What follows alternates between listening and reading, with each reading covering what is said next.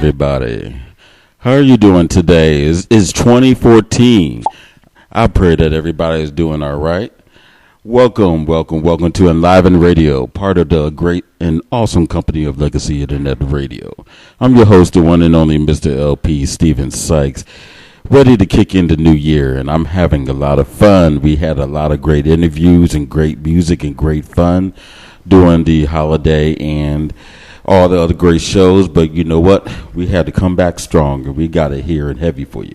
But first and foremost, we're going to do our normal round of introductions. I have ladies first, sir. Sitting to my left, the lovely and enchanting Miss Brandy Richardson. How are you doing, young lady? I'm good. How are you? I'm doing all right. You been behaving yourself?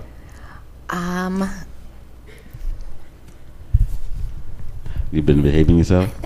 I've been trying. Okay, you've been trying. What did Santa give you? You know what? I think Santa is going on my naughty list because he didn't get me anything. So I'm kind of still upset about that. A little upset. Santa to give you anything? No. Maybe there's an age limit on getting gifts. I'm not sure. But yeah, I didn't get too much. But my son had a great Christmas. So that's what matters. I think it's all about the kids. Says who? Well, I mean, says society. You know, at this point, once you have kids, Christmas is over. It's just a bunch of headache and shopping, pretty much. So that's a law I need to change. And over to my right, I have the one and only Mr. Sincere.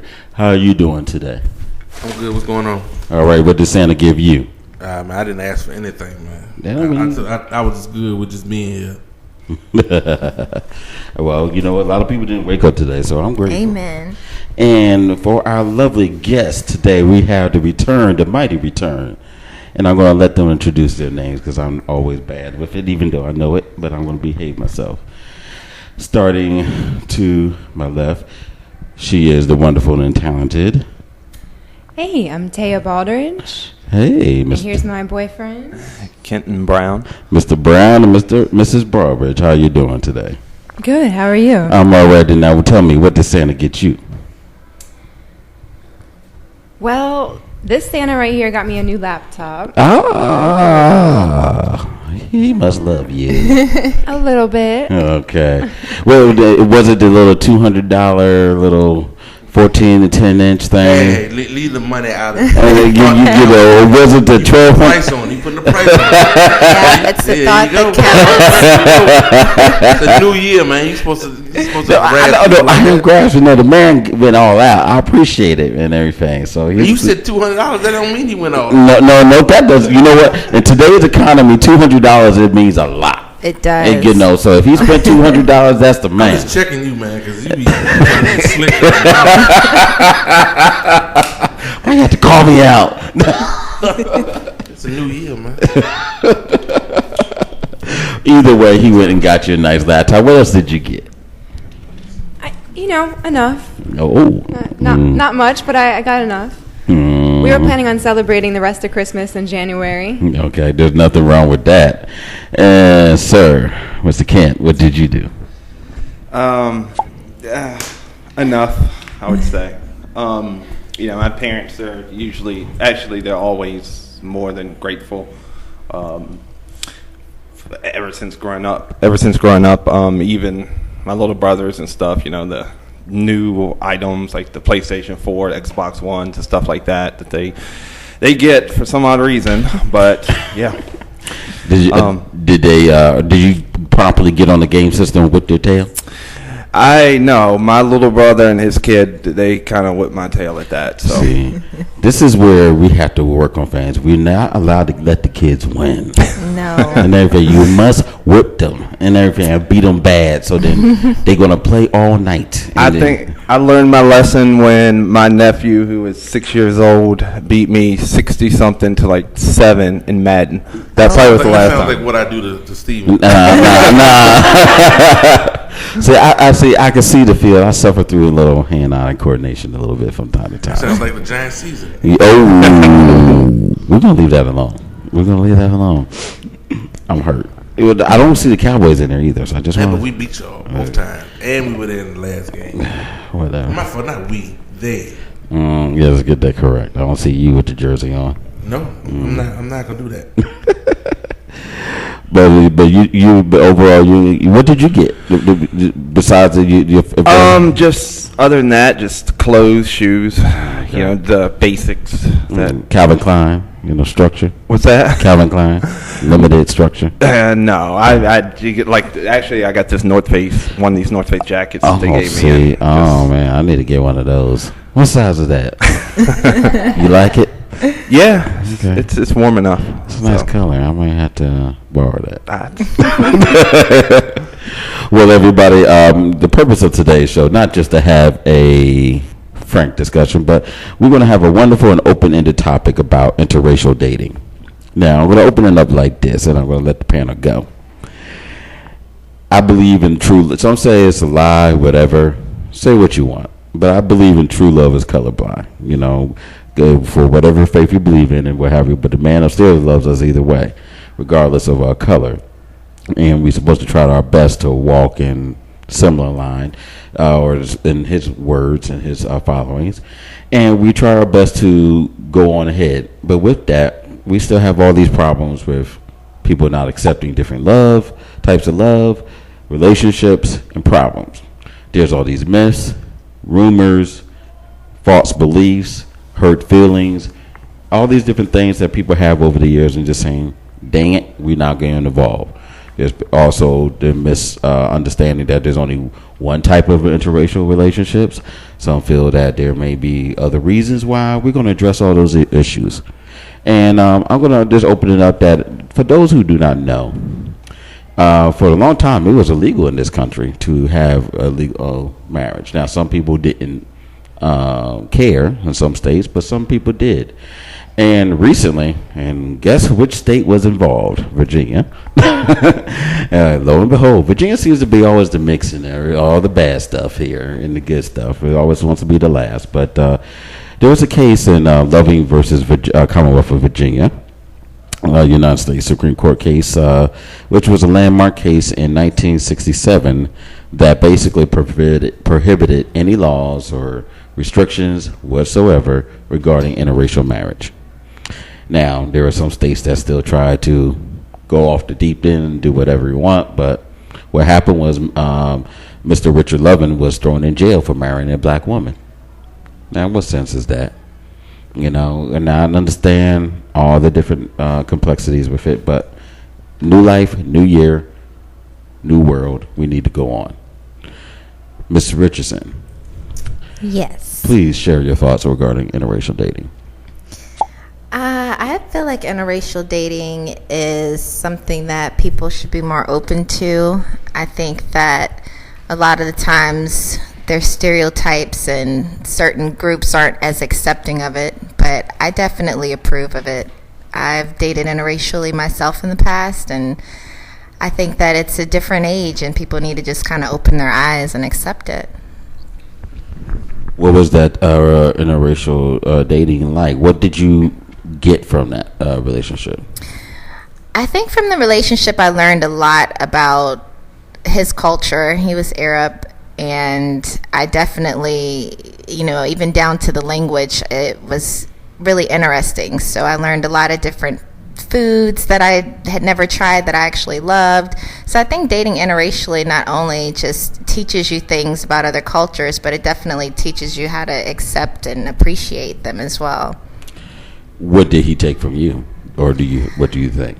I think for me, he took just learning how to be a little bit more accepting as well, because his family wasn't as accepting of us. They were the lighter skin, lighter complected Arab, and they kind of would say I was dark and things like that, so they weren't as accepting. But he definitely learned how to appreciate everyone, because he had that same stigma at once too. It's funny, we fight with the light skin, dark skin, and other stupid issues here regarding skin color here in America.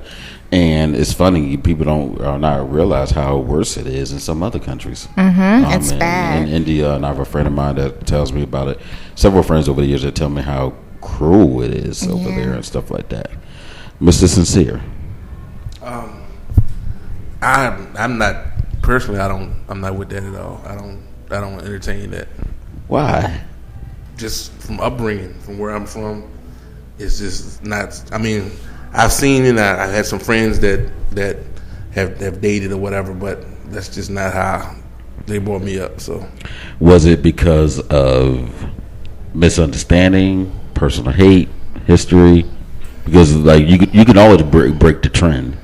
Well, basically, it was from in Westmoreland County. The dynamic is kind of different.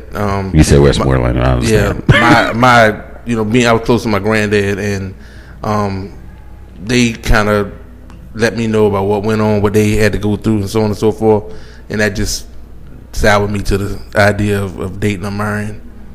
But now the thing about it is that was what. Now, not discrediting what any genre, not genre, forgive me, what any race or gender has gone through, but this is one aspect of us saying, when we try to fight for equality, the fights of King, all the other leaders over the years, they fought for equality for all, not just us in terms of black males or black women and what have you. I think sometimes that gets lost in the message. It was never, he fought for a lot of Hispanics. Actually, he fought for all colors, to be honest with you. The Asian Americans, he's traveled overseas for many years, spreading the same message of love and joy. And we all heard the speeches and we all heard the words. Miss Taya. Yes. How you doing? What are your thoughts on this? I don't have a basic thought on it. Could you be more specific? Okay, let me ask you. You're currently, first of all, for those who don't know, for the sake of disclaimer, if you don't mind, do you mind stating your ethnic background? Okay, so I'm just typical white male European mutt.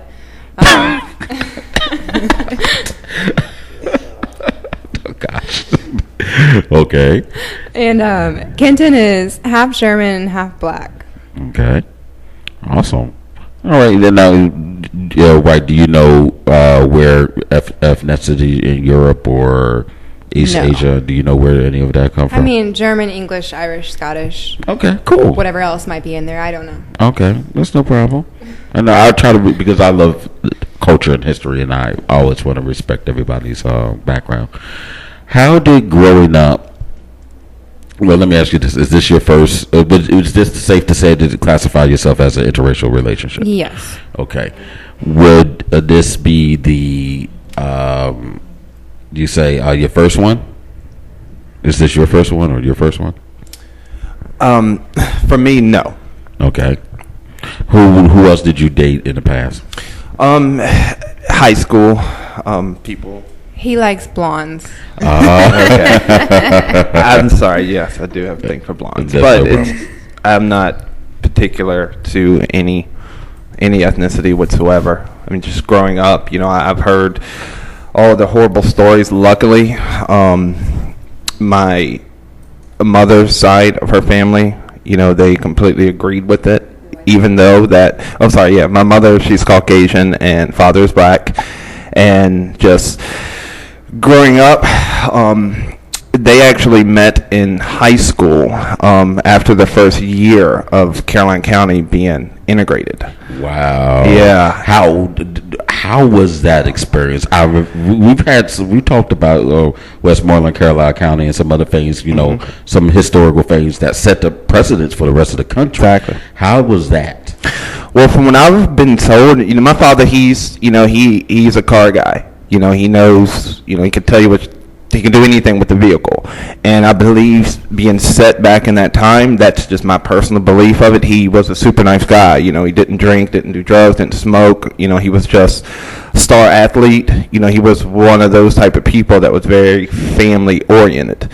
And I believe my mother's side of the family, they noticed that, just how well he treated her. And the stigma was there when they went out, absolutely. But he's a big guy. He's 6'4". His hands are like a freaking they're massive. So I don't think, I think there are a lot of people that are a little bit afraid of him. I'm still afraid of him, but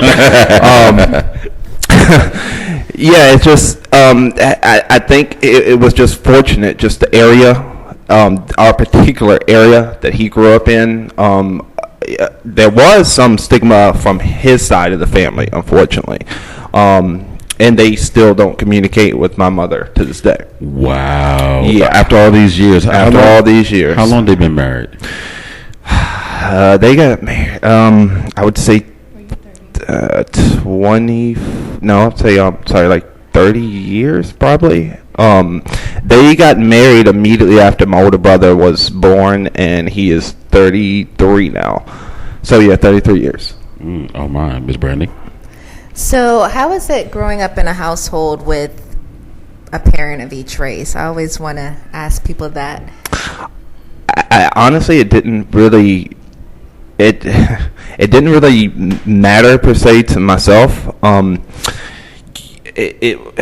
I've been to other families growing up, and interracial families, and it's a total different from the way I was brought up. So I didn't see anything too wrong with that. My black friends, my white friends, it just seemed growing up, I just never thought, that thing never came to my mind. Oh, I'm with white couple, I'm with the black couple. Just you're with family, you're with friends, and that's pretty much the way I was brought up to look at things, and that's my outlook, my view on any relationship whatsoever. It's just been I look at you either good or you're bad. You go to some families and you see the fighting, you see all that, and you go to some families and everyone's just kosher, they're nice. So that's the way I viewed it. Okay. And maybe I missed this part because I'm just still flabbergasted that all these years and I know that people just don't change, but sometimes. But does the other side of the family accept you? Yeah. Oh, okay. Yeah, they me and my brothers, yeah, absolutely. But they accept you because you're the child. But if you weren't the child, It would be like that is correct. And other funny thing is even my non-interracial marriage family members on my father's side, everyone's light skinned. I'm actually darker than some of them, so it's kind of everyone kind of looks a little bit like. But no, it's just I just don't know why they never accepted my mother, and it's mainly my father's. I mean, he had he lost his mother. He was raised by his grandmother, which was kind of never told to him until he was probably like 17 or 18 years old. So. Yeah, I mean, it's just so hard to explain. It's just, I see I would be upset on certain things that he's told me, but he just told me, growing up, he said things, it just doesn't matter. Just look day to day, things will get better. And that's pretty much his outlook on life, and that's how he still is to this day. Miss Taya, is this your first one? Is this your first interracial relationship? Yes. How did you approach it when the situation, you met the man, nice man, you just decided to date him? How did that come about for you? Basically, I saw him. He was very attractive, and so then I Facebooked him, and I told him he'd take me out on a date. Awesome. So you met on Facebook? No. We met at a car dealership. Oh, met at a car dealership. I took my car to him. I got lots of free stuff. And so that's how you do it. Okay. Thank you. Thank you for letting me know. I messed up somewhere. Okay. So he gave you a lot of free, he changed your transmission and engine. That head gasket was like $50. Oh, my goodness, man. You just... Yeah. A lot of hands dirty. Safe to say he went all in there. Smart man. So when you, besides the free stuff and, obviously he's an attractive man, how did your family take it? Mother or father's side or anybody? So basically, the first night we were about to go on a date, we were supposed to go out as friends because I knew him for like 7 years first. Okay. And I was like, oh, Mom, he's so hot. Like, you should see his skin. It's so pretty. And she was like, all right, Taya. And she didn't know how take it or tell you she didn't feel comfortable? She didn't say much. I mean, she probably didn't expect him to stick around. Was it? It's not personal against him. It's just because of the difference. No. Okay. Just because I'd gotten out of a serious relationship, and so had he. Okay. Now, my dad is actually okay with it now. Now, they raised me, like, very liberal. So my dad always, never any racist remarks anywhere, and did not, very liberal parents. My mom is not really okay with us. She won't say it, but I know she's not really okay with us dating now. My dad has told me, okay, I'm fine with it now. And especially, I'm sorry, go ahead. Oh, no. Especially, I guess, mother-daughter relationships tend to, go through phases, ups and downs, especially harsh. Besides this issue, do y'all have a positive relationship? I would say overall, yes. Obviously, ups and downs, of course. So, what will it take? What is it that she's looking for? Is she scared? Is she not accepting it because his race, or she's not accepting it because she don't want nothing to happen to you or you experiencing bad things because of his race? I think she's probably like thinking, oh gosh, my grandkids would be a quarter black, oh no. And then also I think she just doesn't particularly like him for some certain reason. He's different. Aww. So she needs some car repair. Does she drive?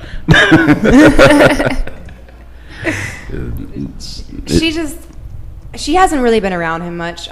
She met him like the first month we were dating when I was living back at home, and she just didn't like that I wasn't telling her everything. And I'm an adult at this point. I don't need to ask her permission to go places or tell her what I'm doing or what I'm up to. And she just kind of blamed all that on him, saying that we were acting like little teenagers. Okay. So somewhere down the line, I forgot the rule that you gotta explain things to your children. Those children explain things to their parents. Mr. Sincere. I don't know. I mean, anybody who wants to do, you do what you want to do. That's just me personally. So, what would you say? What would it take for her to come to an understanding or acceptance of this?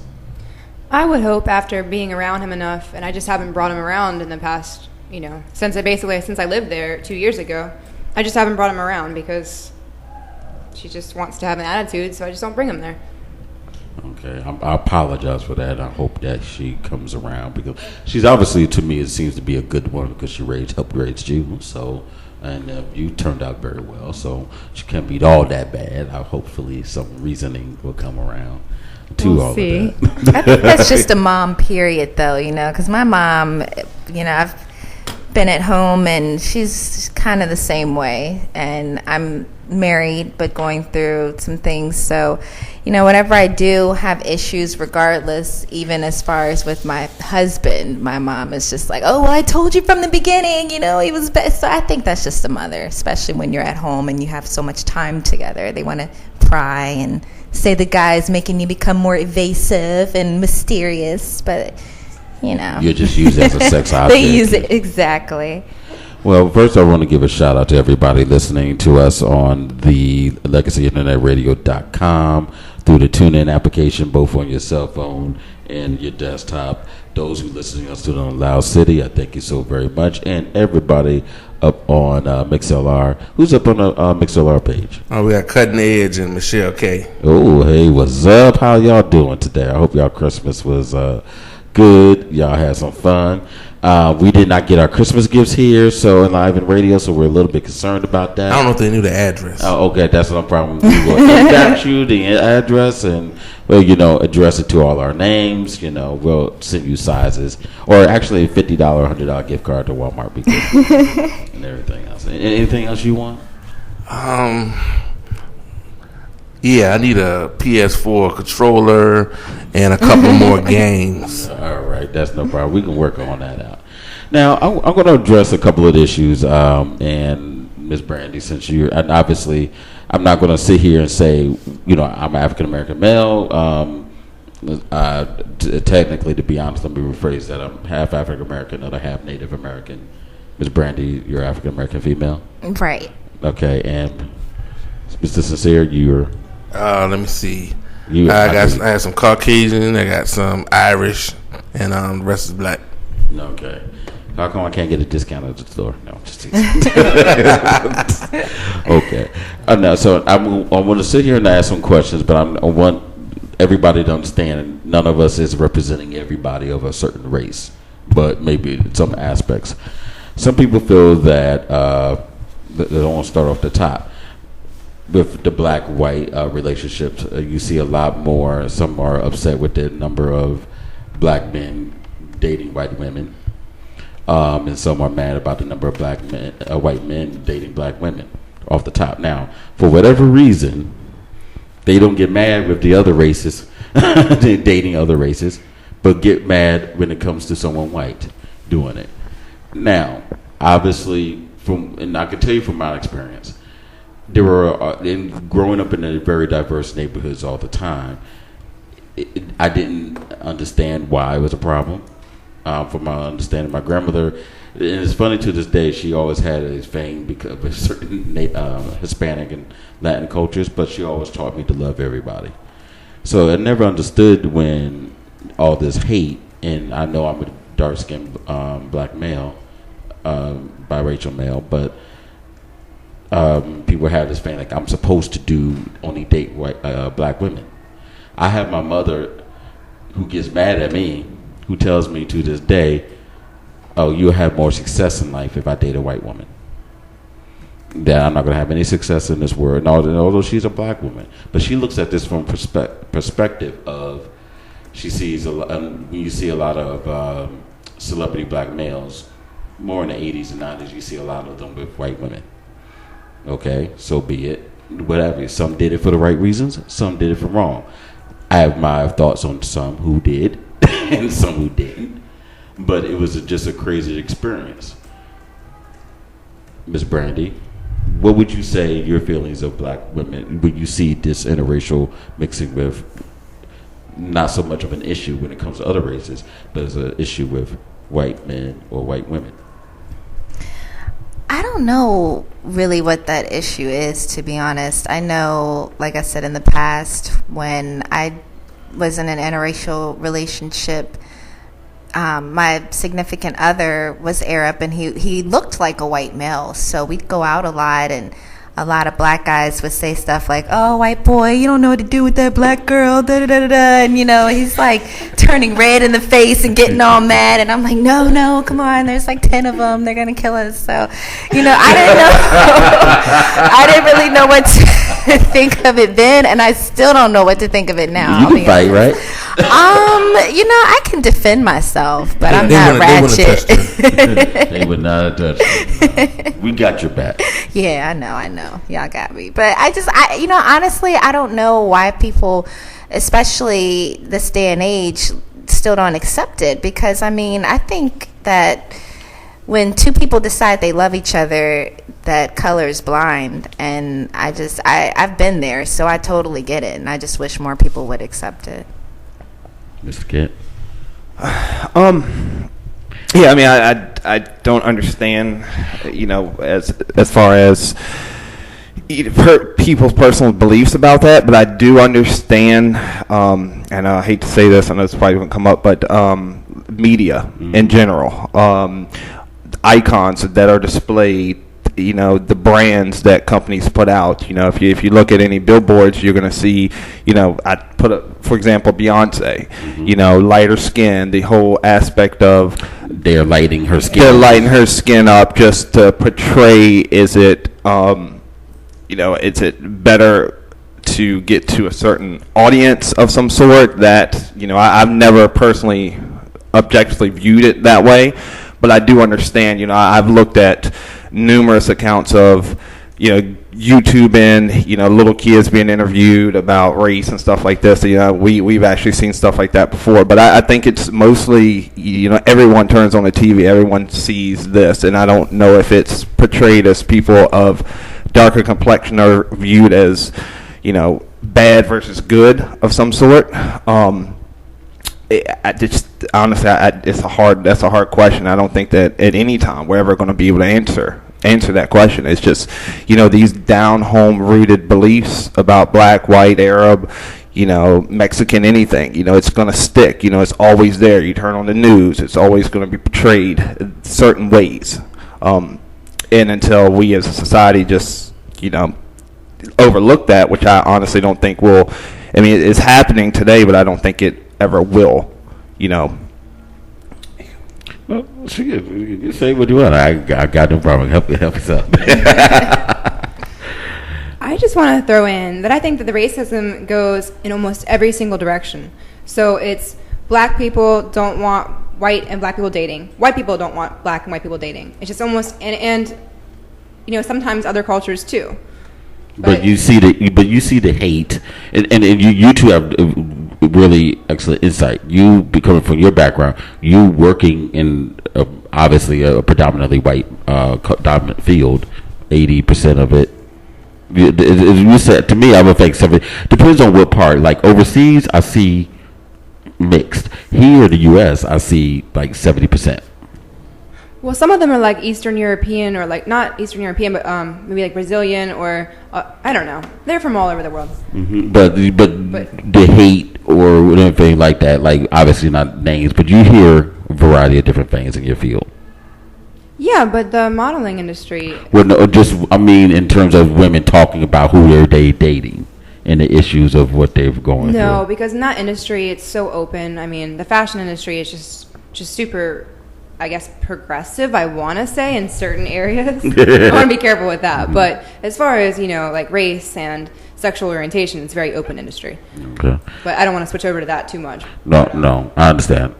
Mr. Sincere, what they're saying out there on the MixLR page? All right, well, I got a little comment. Michelle K said she doesn't have a problem with it. Cutting Edge said that love is love regardless of the race, period. Unfortunately, some men and women get involved with another race and use it as an excuse to demean their own race, and said he doesn't define that as love. It's self-hate. All right, no problem. What do you think about this, Mr. Sincere? What are we going to do? Or let me rephrase it back to the first question. Why is it so much of a fervor when it comes to black-white, regardless of the gender, but not so much of another race? Like, I do not see anybody complaining if I walk down the street with an Asian American woman. If I walk down the street with a Russian lady who may be of a darker skin complexion. I'm sorry, go ahead. I protest. Okay. I think a lot of Asian people, that's racist, but you know what? No, go ahead. Go ahead. Topic here. Mm-hmm. Asian people also usually don't like other races that's mixing true. with theirs. Yes, I apologize. I stand corrected. That is very true. That's a general comment. I apologize if I offended No. But you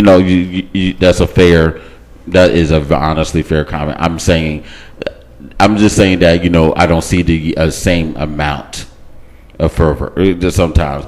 Now, when I went to Europe, excuse me, let me back that. Now, I can't say all parts, but when I was over in the eastern bloc of Europe, not a problem. When I was New York, yes. When I was all over a lot of parts of eastern part of Asia, definitely. And they have a problem. Some, and I can't say all, but some different Asian cultures have problem dating other Asians. They get mad if and dare mix anybody who's from Cambodia, Korea, China, Japan, anything in the South Pacific. You look at them and you say, "Oh, you must be whatever." You're in a fight for your life, and I can't blame them because not everybody is homogenous. So you are correct, Mr. Sincere. What do you think? I think a lot of it has to deal with the way we came up in this country. A lot of the norms and the things that we went through, they were all based on black and white. Not to say that it was put on black folks to be like that, but if you begin something a certain way and you perpetuate that for years and years, then it's almost impossible to break that unless you go back to the beginning and start over and try to break the chains of whatever situation has been started. I mean, the Willie Lynch letter, that was way back, but that said for generations and generations and generations and generations. So even though today a lot of folks, a lot more open-minded now, than they were even 20 years ago. But that still is going to be an issue for the folks who are making the money, the folks who own everything, and who make the laws. So if you make the laws and you have the money, then you can pretty much control everything from the movies to the TV and, like you said, the media. They treat everybody like puppets. So it's all just a game, and it's really hard to get to the essence of things. Because regardless of, like, we're talking about it, everybody here could be friends. And we don't have any problems with, anybody anyway. In particular, I don't. Individually, I look at people on an individual basis. But if you have that situation where other people are controlling stuff, not enough people are standing up to have a problem with it, then they're going to keep going the same way. So that's not going to change overnight or even in the next 15 to 20 years because of those things that were embedded and endeared in people.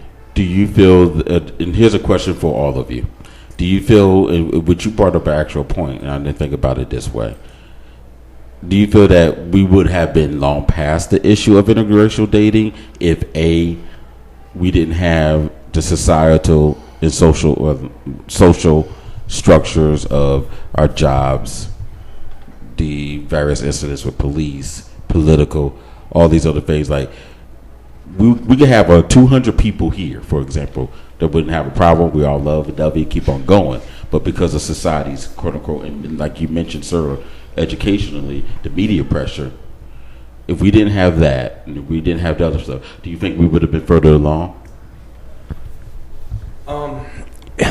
Yeah, I believe so. And like Sincere was saying, that, I mean, he's absolutely right. Like, these down home, it's embedded in certain people, and he's right, absolutely, about who controls the economy, who has the, quote unquote, the old money, the people that are, making our laws, people in government. I believe, honestly, it's a lot of. I don't want to say it's, quote unquote, being that someone's black, white, Mexican, something like that. I think it's a little bit deeper than that. I think it's more of they're assuming that, hey, I don't think that they're looking, like you said, individual basis. I think that some people higher up are looking all Mexicans are like this, all black people like this, all white people like this. So we're born and growing up to believe that, this white group, I'm white, I'm in government, everyone's going to be this way. I've been growing up in, down home Tennessee, and I've been around, all the negativity of other races. And once you're in a, political stance like that or power stance, I think it's very difficult to change your views on certain situations like that, especially when you're trying to, make laws, pass laws, or, viewing society as a whole. Okay. Ms. Taya? You agree? I have no further comment on that right now. Because you agree all the way through. Ms. Brandy? I feel like, is this in question to just how the media has affected? Well, would you say, yes, it's probably is an easy answer for some. Some may not. And so I don't want to offer any assumptions. Right. But would you say, or to anybody listening, but would you say that we didn't have the foolishness of what Mr. Kent mentioned about those who control the media and things, if we didn't have that much pressure, and then also the issues of political, social, employment structures, all these different things, if we didn't have that type of pressure, would we be further along? Because it seems like as we've gotten older, like you mentioned, we've all gotten more and more progressive, but it seems like there's all these other structures that's still trying to keep us apart. Would you think I feel like we might, but no matter what, at the end of the day, there's always going to be somebody who has something negative to say. I mean, you could be the most beautiful, light skin, perfect, everything, and the media, they kind of portray that as what the ideal person should look like. So I feel like the media does put a lot of pressure on the younger people to look a certain way, act a certain way, even date a certain way these days. So I think we might, but But like I was saying, regardless of what influences we have, I mean, you could be perfect and there's always going to be someone who has something negative to say. Or you could just, the best, just think of the best thing you could think of, or a piece of fruit. It could be the best piece of fruit ever, but there's always going to be someone that's like, oh, well, you know what? No matter how shiny and red that apple is, it's gorgeous. I don't like apples. I just don't like them. I don't have a reason why. So I don't think it's always about influences. There's just some people who they're not going to accept it. I'll pray that we get past that at some point. I hope so. Mr. Sincere, anybody commenting out there on MixLR? Not since that last comment. Who's out there listening to MixLR? Still got Cutting Edge and Michelle. Anybody else? It shows more folks, but I can't see on here. Okay. They're actually on here. No problem. I always want to thank everybody who's listening out there on the TuneIn application, MixLR, LegacyInternetRadio.com, also on LoudCity.com. I see, hey, Mr. Moody, sir. How you doing today? Thank you for listening and things like that. I appreciate it very much. Feel free to comment. And anybody that's out there listening, all our guests out there that's not showing, feel free to email. You can email us at Enliven Radio. That's ENLIVEN Radio at gmail.com, or you can post to our Facebook page, and we'll definitely get our comments and give us a shout out. We'll definitely love to hear from you. I'm going to mention a couple other things.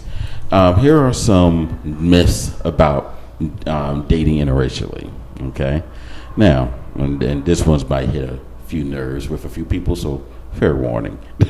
They say that one of the myths is you're dissatisfied with your own race. One of the prevailing myths of people who choose to date outside the race is that they hate potential mates of their own race. Though some people prefer to date people of other different races exclusively, most are simply trying to find the most suitable mate for them regardless of color. Thoughts? Yes, ma'am. Okay.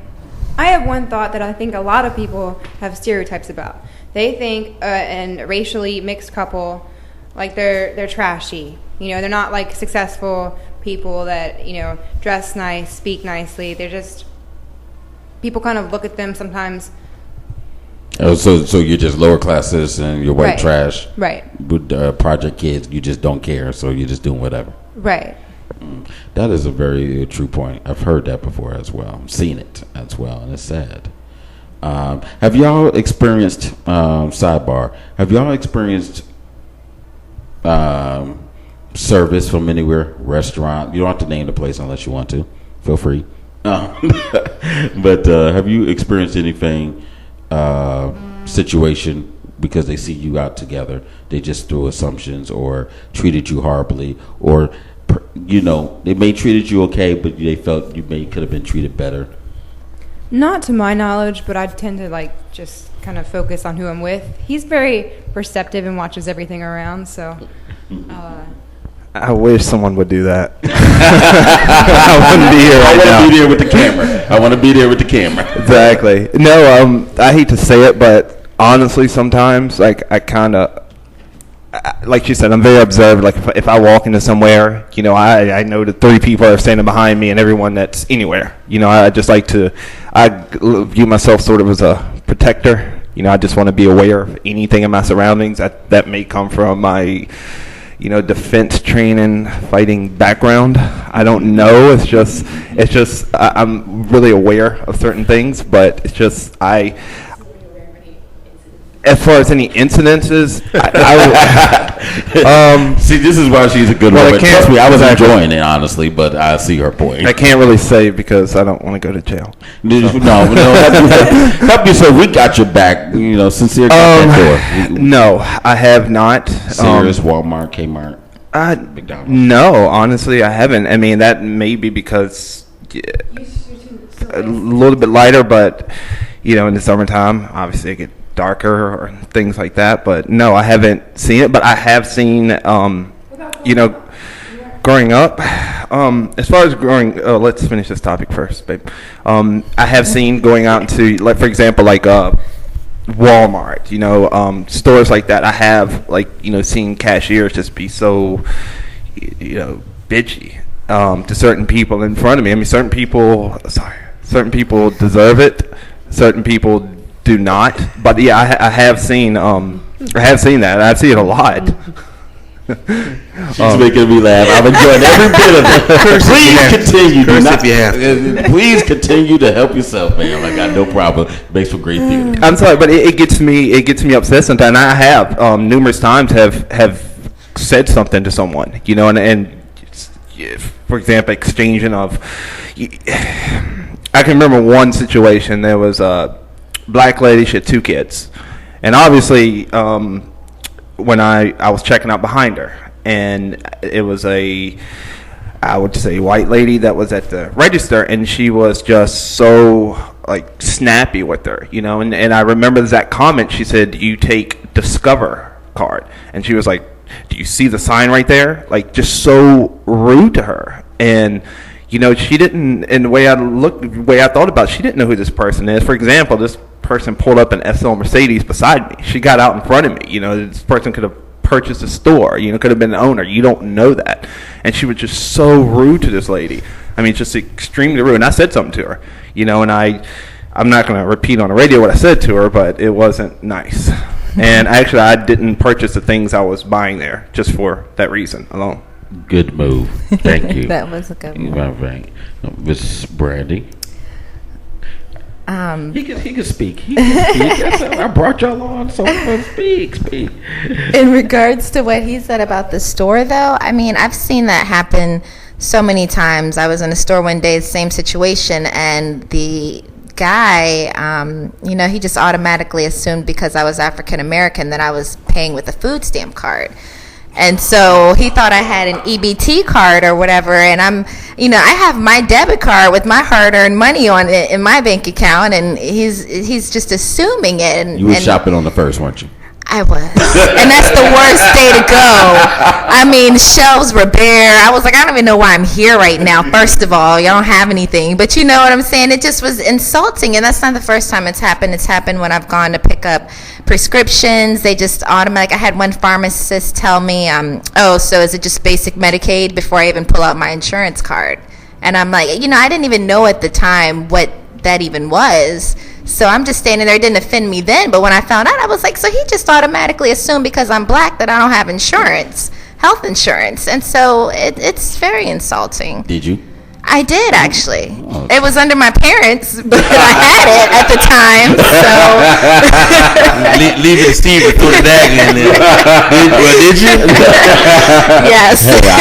I just a thought for comedic relief. Sorry. I mean, there's nothing wrong with any of that stuff, but I'm just saying, if you have to be on welfare or have medical assistance, there's nothing wrong with it, but just don't automatically assume that every African American person is. It's insulting. Exactly. And and it's a lot of people.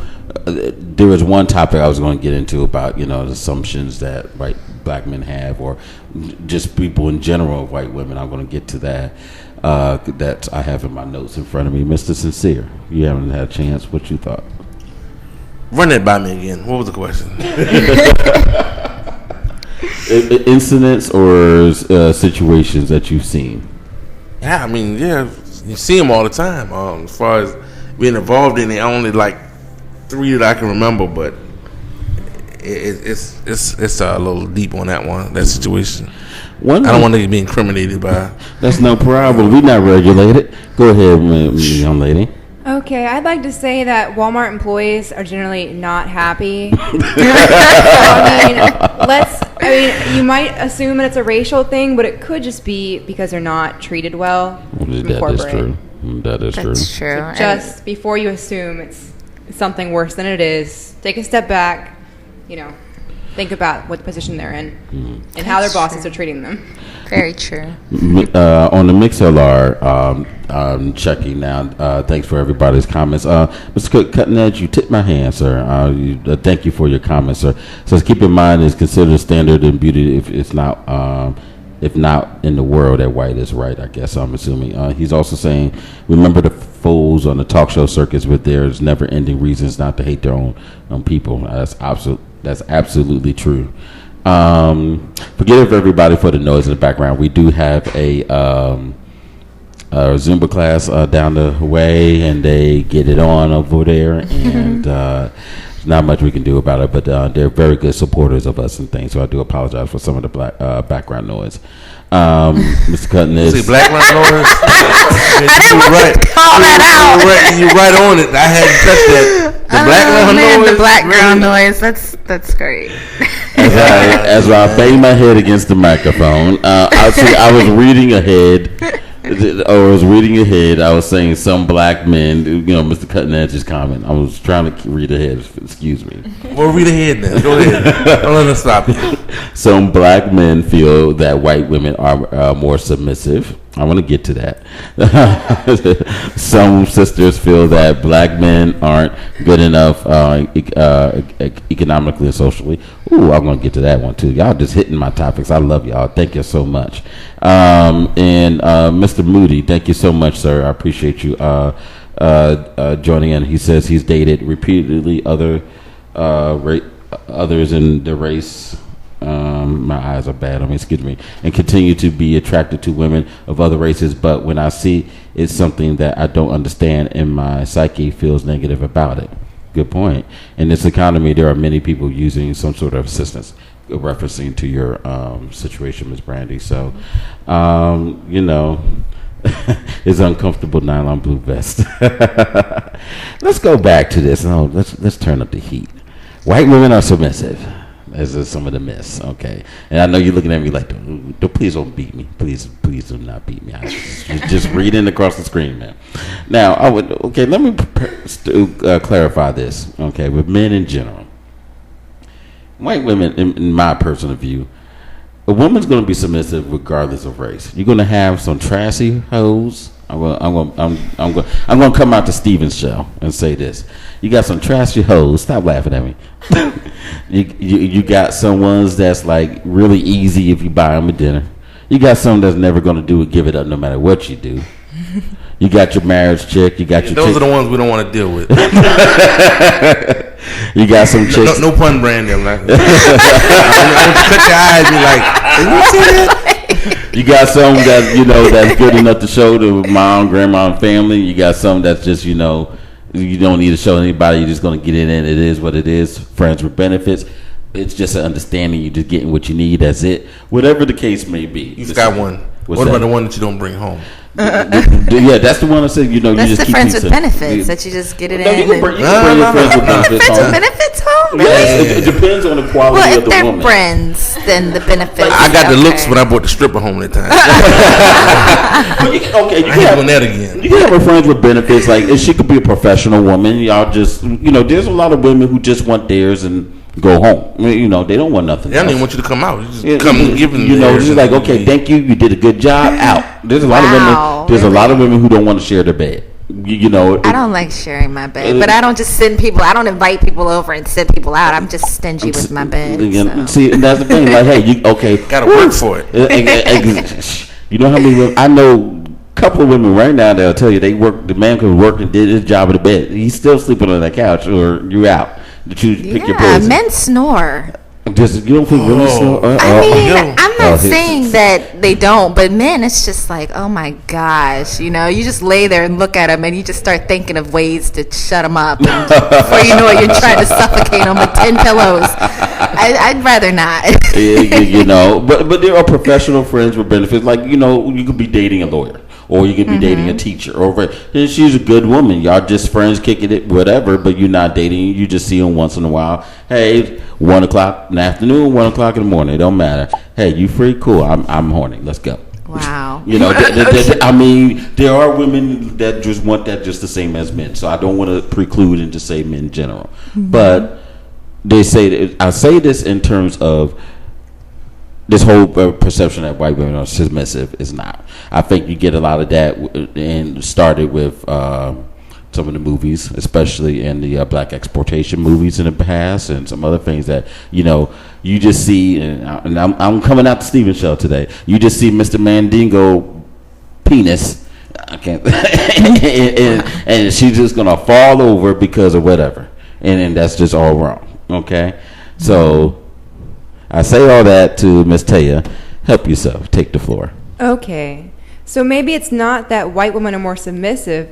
Maybe it's that black men are more assertive in areas like the bed. Not a problem. Thank you. And I mean, you know what? Let's. No. Come on, no. You can't pass the mic. You got to finish that up. There we go. You got to finish that up. Finish it up, young lady. Come on. I mean, there's a lot of girls that maybe want to be dominated in bed, and they feel that black men may be more aggressive than the white men. Yeah. Okay, that's a fair. Nothing wrong with that. That's true. That's nothing wrong with that. That's very good. That's very true. Do you feel that's just more so they feel like maybe the athlete, because you see a lot more? Yes. You see them a lot, like typically the athlete, not all the cases, but typically you see the athlete, the more successful black male, whether it be politically, through sports, politics, business, maybe more aggressive, typically translates sometimes in the bedroom. I don't know. I'm going to be racist here and say I think they just have a different rhythm. That's better. That's not a problem. That's a very good answer. That's a very good answer. Very good answer. Good answer. We're gonna play it for him here. Prince Brandy, you're the other woman here. Before we pass the mic, would you agree with this statement, young lady? I would, but see, I'm just the opposite of her, where she's dated a lot of black men. I've dated a lot of not a lot of black men, but what she was saying, I know you said this is your first interracial relationship. I apologize. Once you go black, you don't go back. Yeah, that's what I was getting at. I was trying to say, like, is that you one of the tables thing? From here on, I'm guessing, but I feel like just it is whatever preference you have. I'm not gonna get too personal, but I think no matter what race you are, you can be submissive. It doesn't have to be a white woman who's just submissive. And I think a lot of the times black women get the critique that we're too aggressive. So, and that's not true at all, because I'm a black woman and I'm very passive. I'm not aggressive at all. So I think it takes a couple of people to make a whole stereotype, and I think they're all just stereotypes. I figured that's where it goes to your earlier excellent point, Mr. Kent, about media, because you see, unfortunately, what do we see black women on TV now? Aggressive, hyper, active, bold, all those different things. So, and they're all like cutting their hair off short and being very dominant. Exactly. And see, I see, regardless of height, color, weight, whatever, women could be dominant or submissive. It doesn't matter. Yeah, I mean, they can chop their hair short, but I think it seems to be a movement where they're trying to prove themselves in a certain way. Now, they look gorgeous, and it doesn't, I just think that they're kind of trying to prove themselves as like, hey, I'm not a little girl anymore. I'm trying to be more assertive. Okay. All right. So, Kenton, am I submissive? What do you in daily life? Or what do you? Mr. Kent, is Miss Taya submissive or aggressive? Well, of course I'm gonna say aggressive, but no. I mean, she's a good woman. I mean, she knows.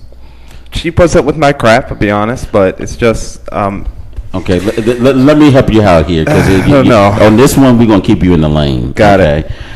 When you grew up, what was your thoughts of fit sexually, men and of women, who was better, this, that, and the other? Did you grow up with any stereotypes of or beliefs, pre-thoughts of who was better, who was good at this, who was good at that?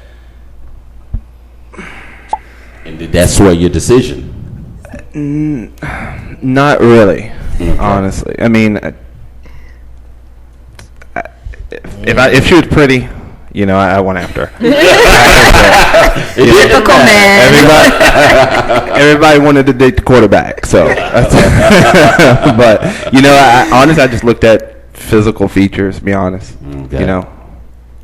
Did that physical features relate towards now? I'm gonna throw it back. The whole thing of, and you see this now, the whole focus now. To me, it's always a different. Every generation or 10 years or something, it was a focus on the big hair. It was a focus on the big lips or the eyes. Then, because everybody wanted Cindy Crawford or the big hair. Then everybody wanted Angelina Jolie's big lips. And then everybody wanted the short hair like the girl from Friends. Now everything was the big breasts, and now everything's the big backside. So I mean, like, what's next? The toes?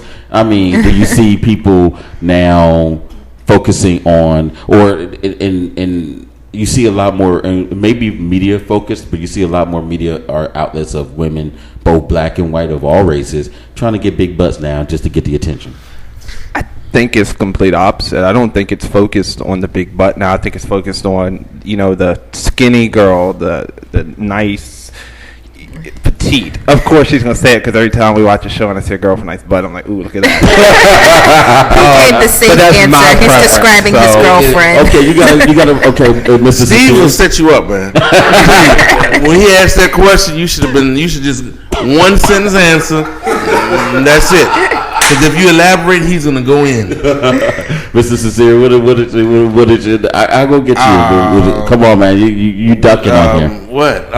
Growing up, it was the white girls were easier, and the black girls gave you a hard time. Okay. Growing up, black girls give you a hard time. I found that women give me a hard time no matter who.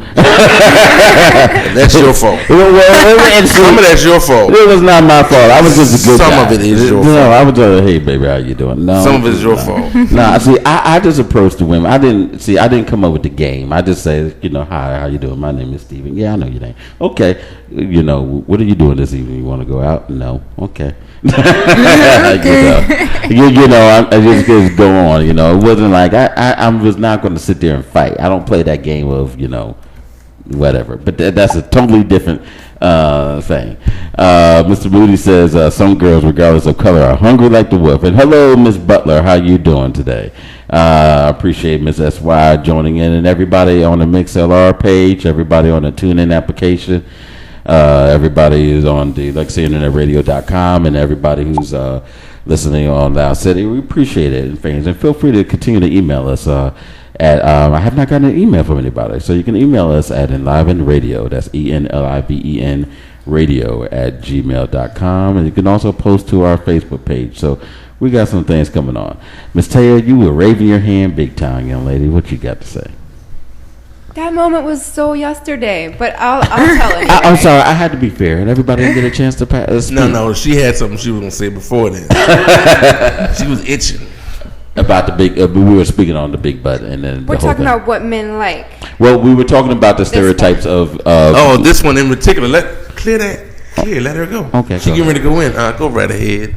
Okay, he wants somebody. I don't think it matters about the height, but he wants a girl that has pretty hair. Doesn't matter what length. Pretty skin, doesn't matter what color. He wants the Angelina Jolie lips. He wants probably some big boobs, a tiny waist, a big butt, long legs, sultry eyes, of course, and basically, toned arms, but not too muscular. You have to put like 50 different people together to make an ideal image. Tone like Angela Bassett or Tina Turner's toned, that type of toned, or. You're going in, man. That's really tough. If you all can see the look on her face when she was just looking at him. I really want to keep my girlfriend out the way. I was thinking that. Come on, we got you back. Well, we don't. We don't have his back. Because when he leaves, because when he leaves here, our back, us having his back. Don't worry, man. Look, if she takes the car, you can drive my car, and you can sleep on his couch. We got you covered, man. That's perfect. You guys think white women are not assertive? Wait till he gets home. Uh-oh. Ouch. Okay, well, fine. I wasn't going to say this. Instead of 50 different women put together, just get 50 different women. There you go. Wow. Numbers never lie. Men lie, women lie, but numbers never lie. Oh my gosh. No, don't hit him. Don't hit him. No violence. It wasn't his fault. It's Steve. Why was my fault? He brought it out. See, if he hadn't asked those questions leading him to the slaughter, that's why the first thing he said is, I got your back. Whenever somebody say they got your back, before they go in, you should already know they're going to set you up. It's way too cold to walk home. I was thinking that. I'd like everybody to know that this is a concrete floor below us, which he probably will be sleeping on tonight. Ooh. And then you talking about, ooh. You're enjoying it. No. Let him off the hook. Put the name on this guy here. Remind you, he did buy you a laptop for Christmas. So man, she does not care about that laptop right now. She needs she brought. You just gave her an idea of something to hit me with. I'm sorry. Let me shut up, Miss Brandy. What was the question? I got kind of sidetracked. Okay, the whole, we went into the whole thing of like the stereotype of who was easier, and then you already answered that part, but the whole thing of like the misconception of black women may have the bigger breast or butt, but a white woman may have the eyes, the hair, all these different things. So when in your situation, Ms. Taya, you can also answer this. When you went out dating, regardless of, did you bring in the whole thing of, okay, black man has a bigger penis? Or the whole, I told you we're going to get it in today. Did you go in and says, okay, yes. I'm sorry. I know, that's no problem. Yeah, we would like to know that. Cut that off. Go ahead and answer that question. Go ahead and answer that question. Wow, I'm so on the spot. I'm horrible at stuff like Take your this. time. Take your time. We'll wait for you to get some I spot. need a sip of water. I don't know. You know what? That's a very good question because I have never been with someone intimately who was Caucasian, so I don't know. That's not answering the question. So I can't compare. I mean, I can't. No, that's not the question. Did you purposely go out and date, or had an idea when you were talking with your girlfriends? I'm going to try this because he had more money, so I'm going to date the white guy because he got more money. I'm going to date the black guy. He's got a bigger penis, so he's going to do me better in bed. But I'm going to get the white guy, or I'm going to go with the Arab guy because he got a boat and the oil. Yeah, that's what I was about to say. That wasn't stereotypical at all. But, I'm reading all the stereotypes here. No, and like I said, I don't know as far as. Don't leave me hanging. As far as the black men and the size thing, I've heard that over and over again compared to others that they're true? more well endowed. Your personal experience with who you have dealt with. That's what we're trying to get to. No black, no white, no the whatever you did, whoever you dealt with. Safe answer. So. No, not now. He's already in trouble. We might as well go bet 1,000. Okay, well then I'll say I did date my Arab boyfriend because, of course, first I actually loved him, fell in love, but because they were financially stable and they did own businesses and car lots and gas stations. So he could take you out more. See, and that was one economics. See, exactly. And that's one of the things that I was hitting on. All jokes true aside, a lot of women, regardless of color, will date is now, and you see more and more going on. There was the movie, and I'm trying to. What's the young girl that Tatiana Ali and her, Morris Chestnut, a few other people was in this movie, and she made a comment. The brothers, okay, if anybody remember the movie, she made a comment. Her and the girls were sitting down talking, and the mothers and aunts, what have you, and she was saying, well, why are you dating a white guy? She said it best what a lot of women feel: black men, jail, can't drive, dating other men, dead. Whatever the case may be, but right guy or whoever got the job, got the more money, more wealth potential, everything else is not going to fight. And we could do the same thing as the white guy, but we got more barriers. She don't got time for that. She wants to move on and have a successful life, so she's going to go what makes her happy. I think that's true, and I will say that sometimes I feel like if I'm going to take someone serious in life, then I may have to step outside of my race. And I know that sounds horrible to say. I definitely appreciate my race, but I found that a lot of the times when I have dating black guys, it's just kind of been fun. It's like, wow, this is really fun and exciting, but did we get anywhere years later? No, we're still doing the exact same thing. Mm-hmm. So, he wants to go out and drink, and I'm not saying all black men are like this, but I'm just saying the ones that I've dated, it's kind of like all about fun. What can we do to get turn up tonight? So you dated the black thugs versus the professional I have, yeah, and I've also dated, I've dated professional black men. My husband is a professional black man, and not to get too personal, but he's definitely struggled with his battles just like the next black man. The same things, professional or not. I feel like there's just certain things that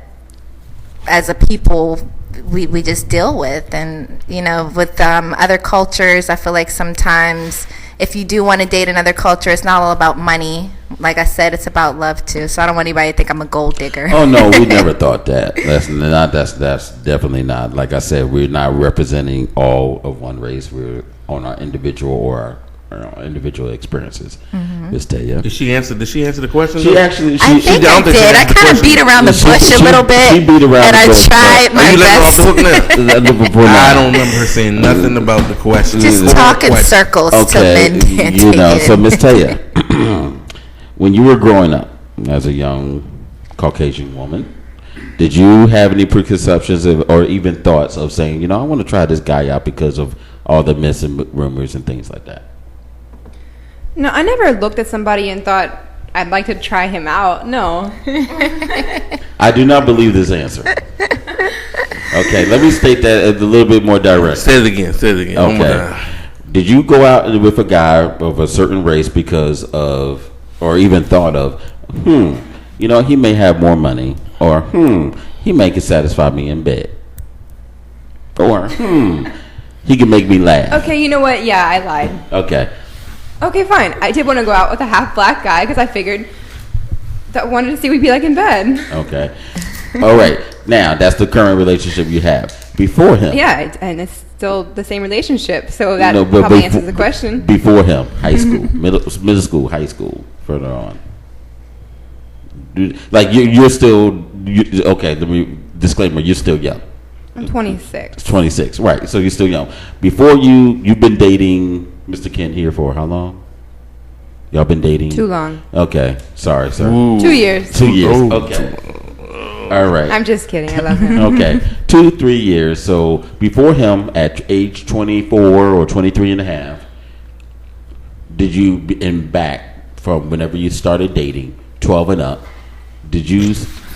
Okay, fine. All right, I dated an older guy. Why did you just say before, when you were around 20 in your teens? What did you? He said 20. Hey, we live in a different world. So I'm just saying. 12? So what's that? 6th, 7th grade?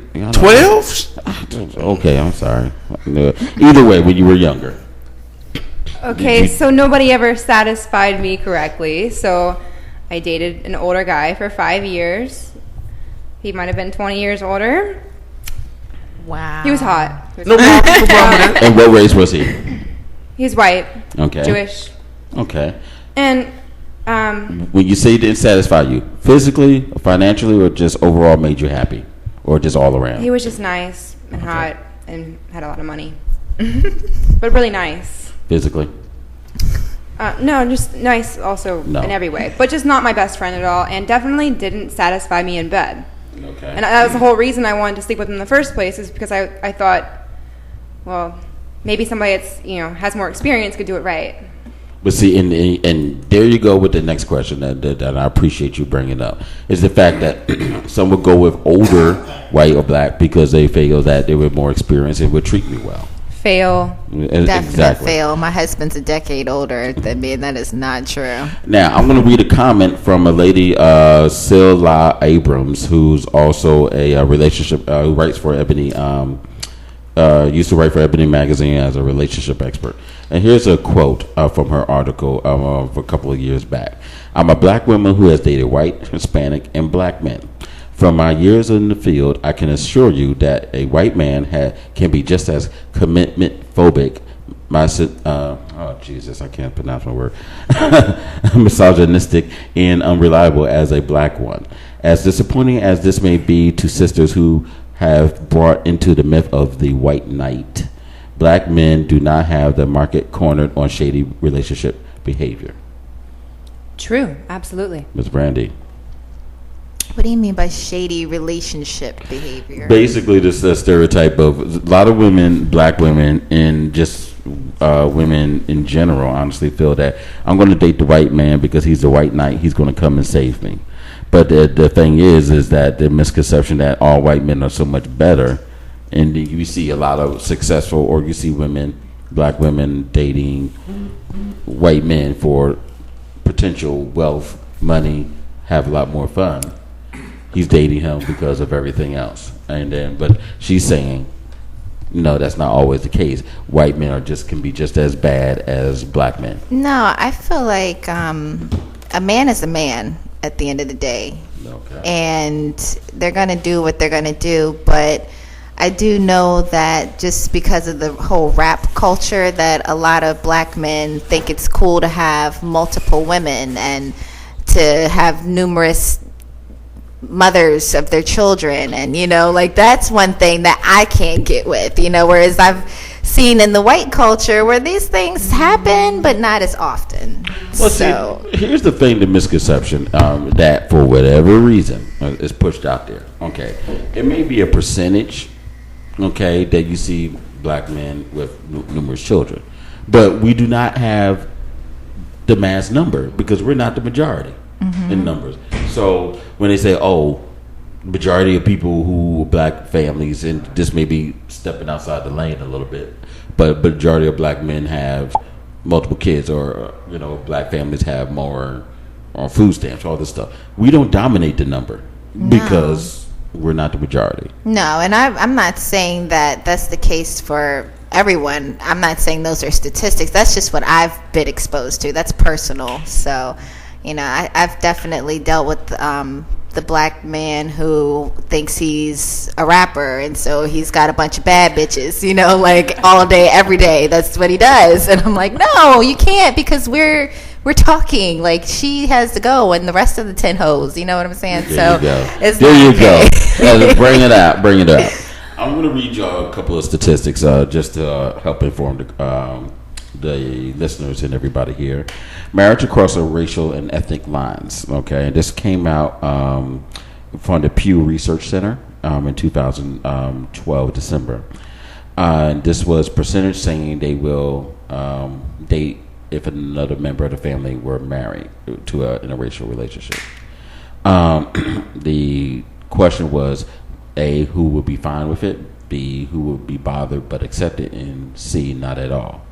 Okay, a white person dating an African American. They say that 54% said they were fine with it, 27% said no, and 6% said they're not accepting it.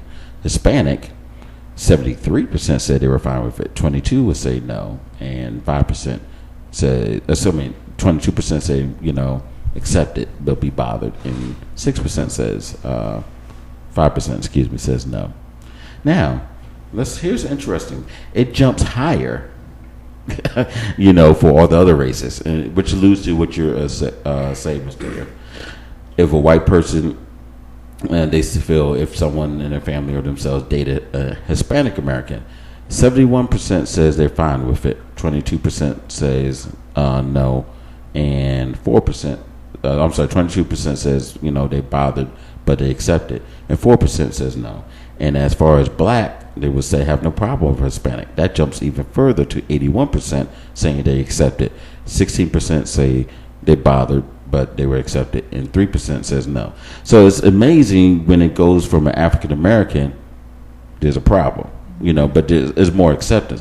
But when it gets to an Hispanic, it's great. It's jumps up higher. When it goes to an Asian American person, it jumps even higher to 73 to 76 and 80% acceptance. When it jumps to a white person, jumps to 80%. So all the statistics are around middle way for black men, or just African American black men or black woman. But when it jumps to dating other interracial relationships, it's much more. It jumps to 70 to 80%. Now this is a pretty telling statistic. Excuse me. Could you post that link online? Because I can't. You can't picture it. Yeah, I have to kind of read it myself. Okay, I'm sorry. Maybe let me. I'm going to turn my laptop around for you so you can see it as we speak. Sorry for the cumbersome size, but you see over here and things. And it's a pretty telling statistic when you see that, and it's like, why, and now granted, we've come a long way. Now my question is, I'm curious of the age group. It does not tell me that, because I think that when I look at the statistic, I'm throwing a big assumption in my head that this is younger, because I really considering how the laws are, and especially with a lot of the older people are in control of those laws, that the statistics will be that high of a percentage rate. So I'm assuming the more current financially, anybody 65, I would say 65 to 25 stereotypically, the viewing rate. Now that you see that statistic, Ms. Taya, what do you think? Now, sorry, on the spot right here.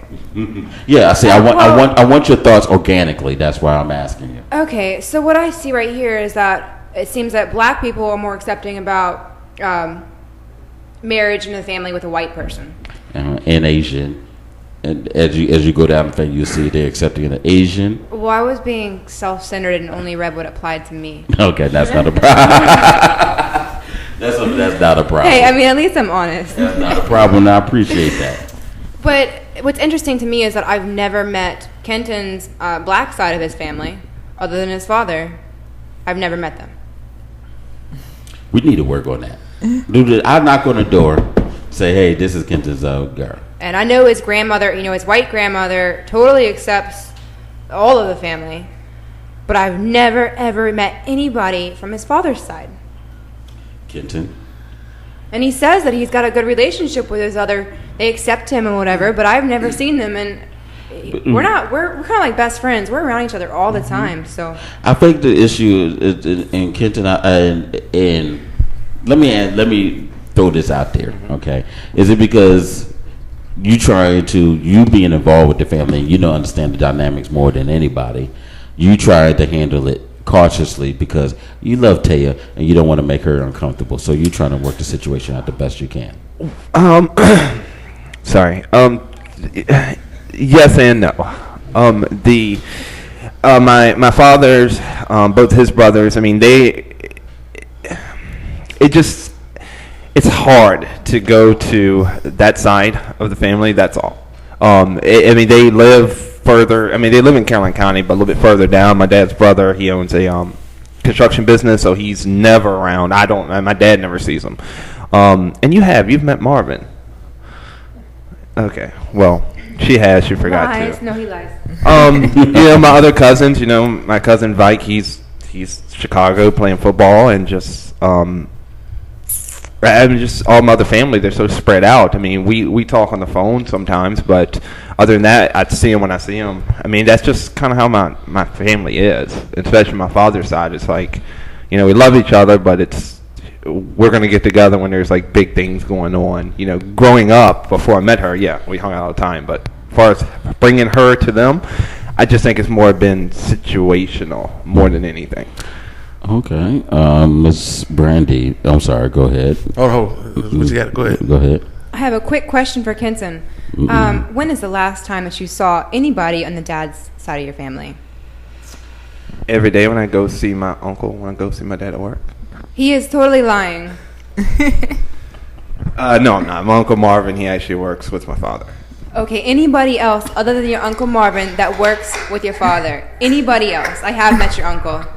I did. I lied earlier. But anybody else in your family, when is the last time you saw him? Yeah, you did it. You stirred it up. Man, you'll get me in trouble. Well, I'd seen him at Christmas. When? At Christmas. When? 7 years ago? Y'all been together for 2 years, so give him a chance. Yeah, exactly. It's not that it's not that I don't want to.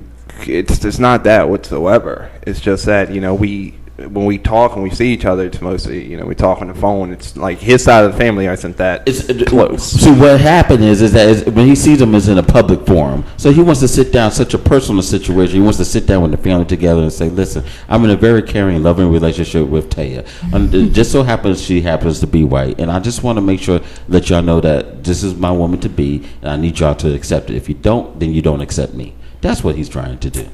Exactly. Mm-hmm. He just said it better. Kenton is totally lying, for the record. Miss Brandy, first of all, I tried to help him. I'm sorry. Just want to let everybody know. First of all, thank everybody that's listening to everybody on the MixLR page. LegacyInternetRadio.com, TuneIn application, and also Loud City. I appreciate everybody. I see some more listeners out there. SY, we still see you. You Mad 75, thank you. And all our guests. Anybody has made some comments, Mr. Sincere?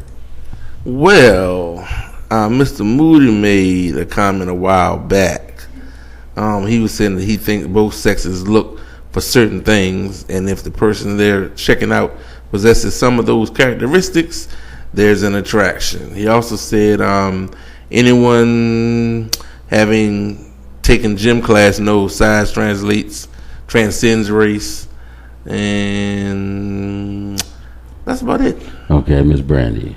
I agree with what the Mr. Moody? Yeah, I agree with. I couldn't keep up with the names. I'm horrible, but I agree with what he just said. I feel like, regardless of race, if there's some type of, everybody has things that they're attracted to, whether it be skinny or curves or long hair, short hair. You know, everyone has things that they're attracted to, and regardless of race, if the person possesses those qualities, then you'll be attracted. I mean, it is what it is. Now,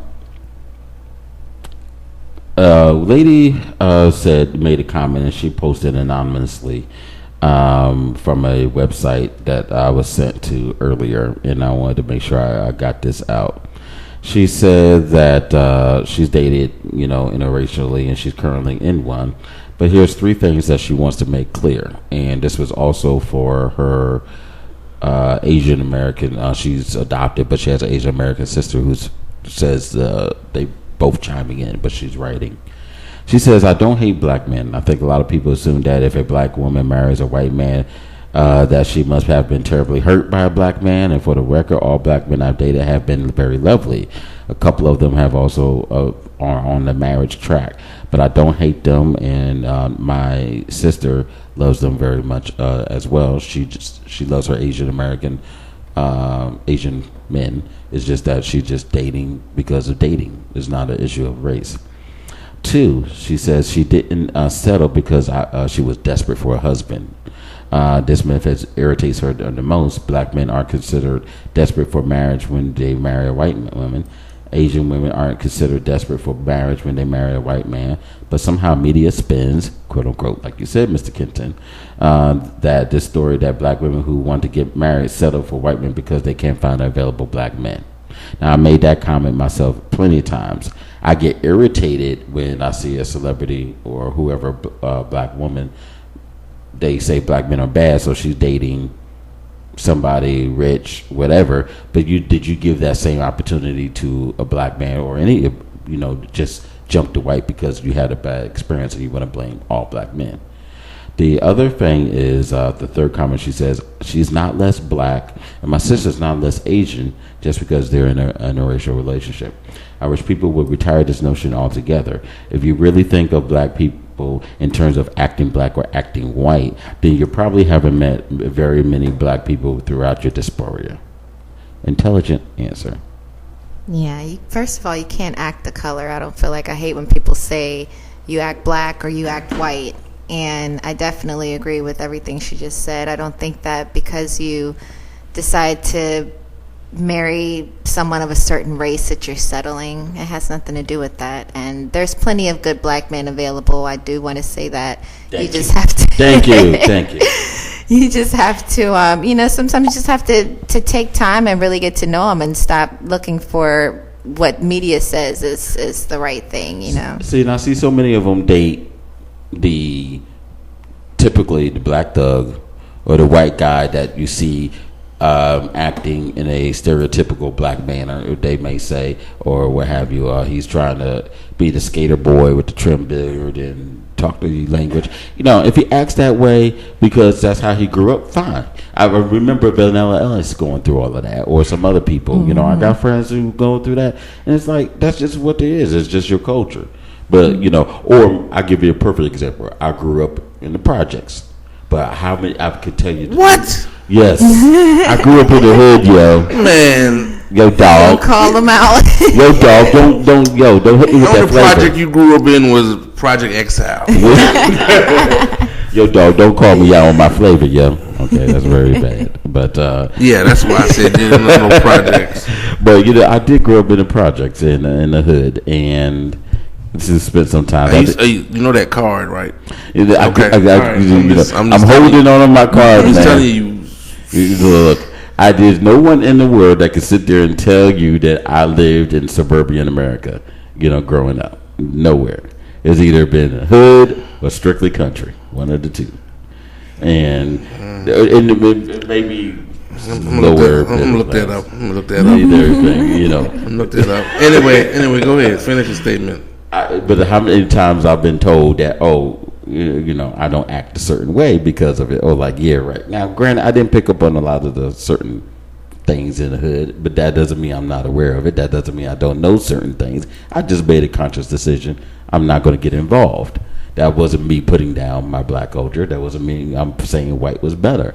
My grandma made sure that, hey, you're going to get this, and this, regardless of race. You're going to get this, regardless of whatever. Tried all types of different foods, whatever. And it made me have a much appreciation. And then in traveling overseas a lot, this is even more so. So I just want to put that out there and things. Have any of y'all traveled internationally? Yes. And what was your experience with that when it comes to culture? Did you see no, I'm going to let her finish what she got to say first. She wasn't going to say nothing. She wasn't going to say nothing. She was scared. I'm looking at her now. She was scared what was coming out of my mouth. Let her finish. You asked if she traveled abroad. That's all she said was yes.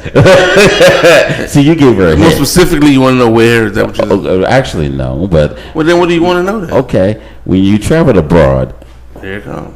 Did anybody try to pick you up?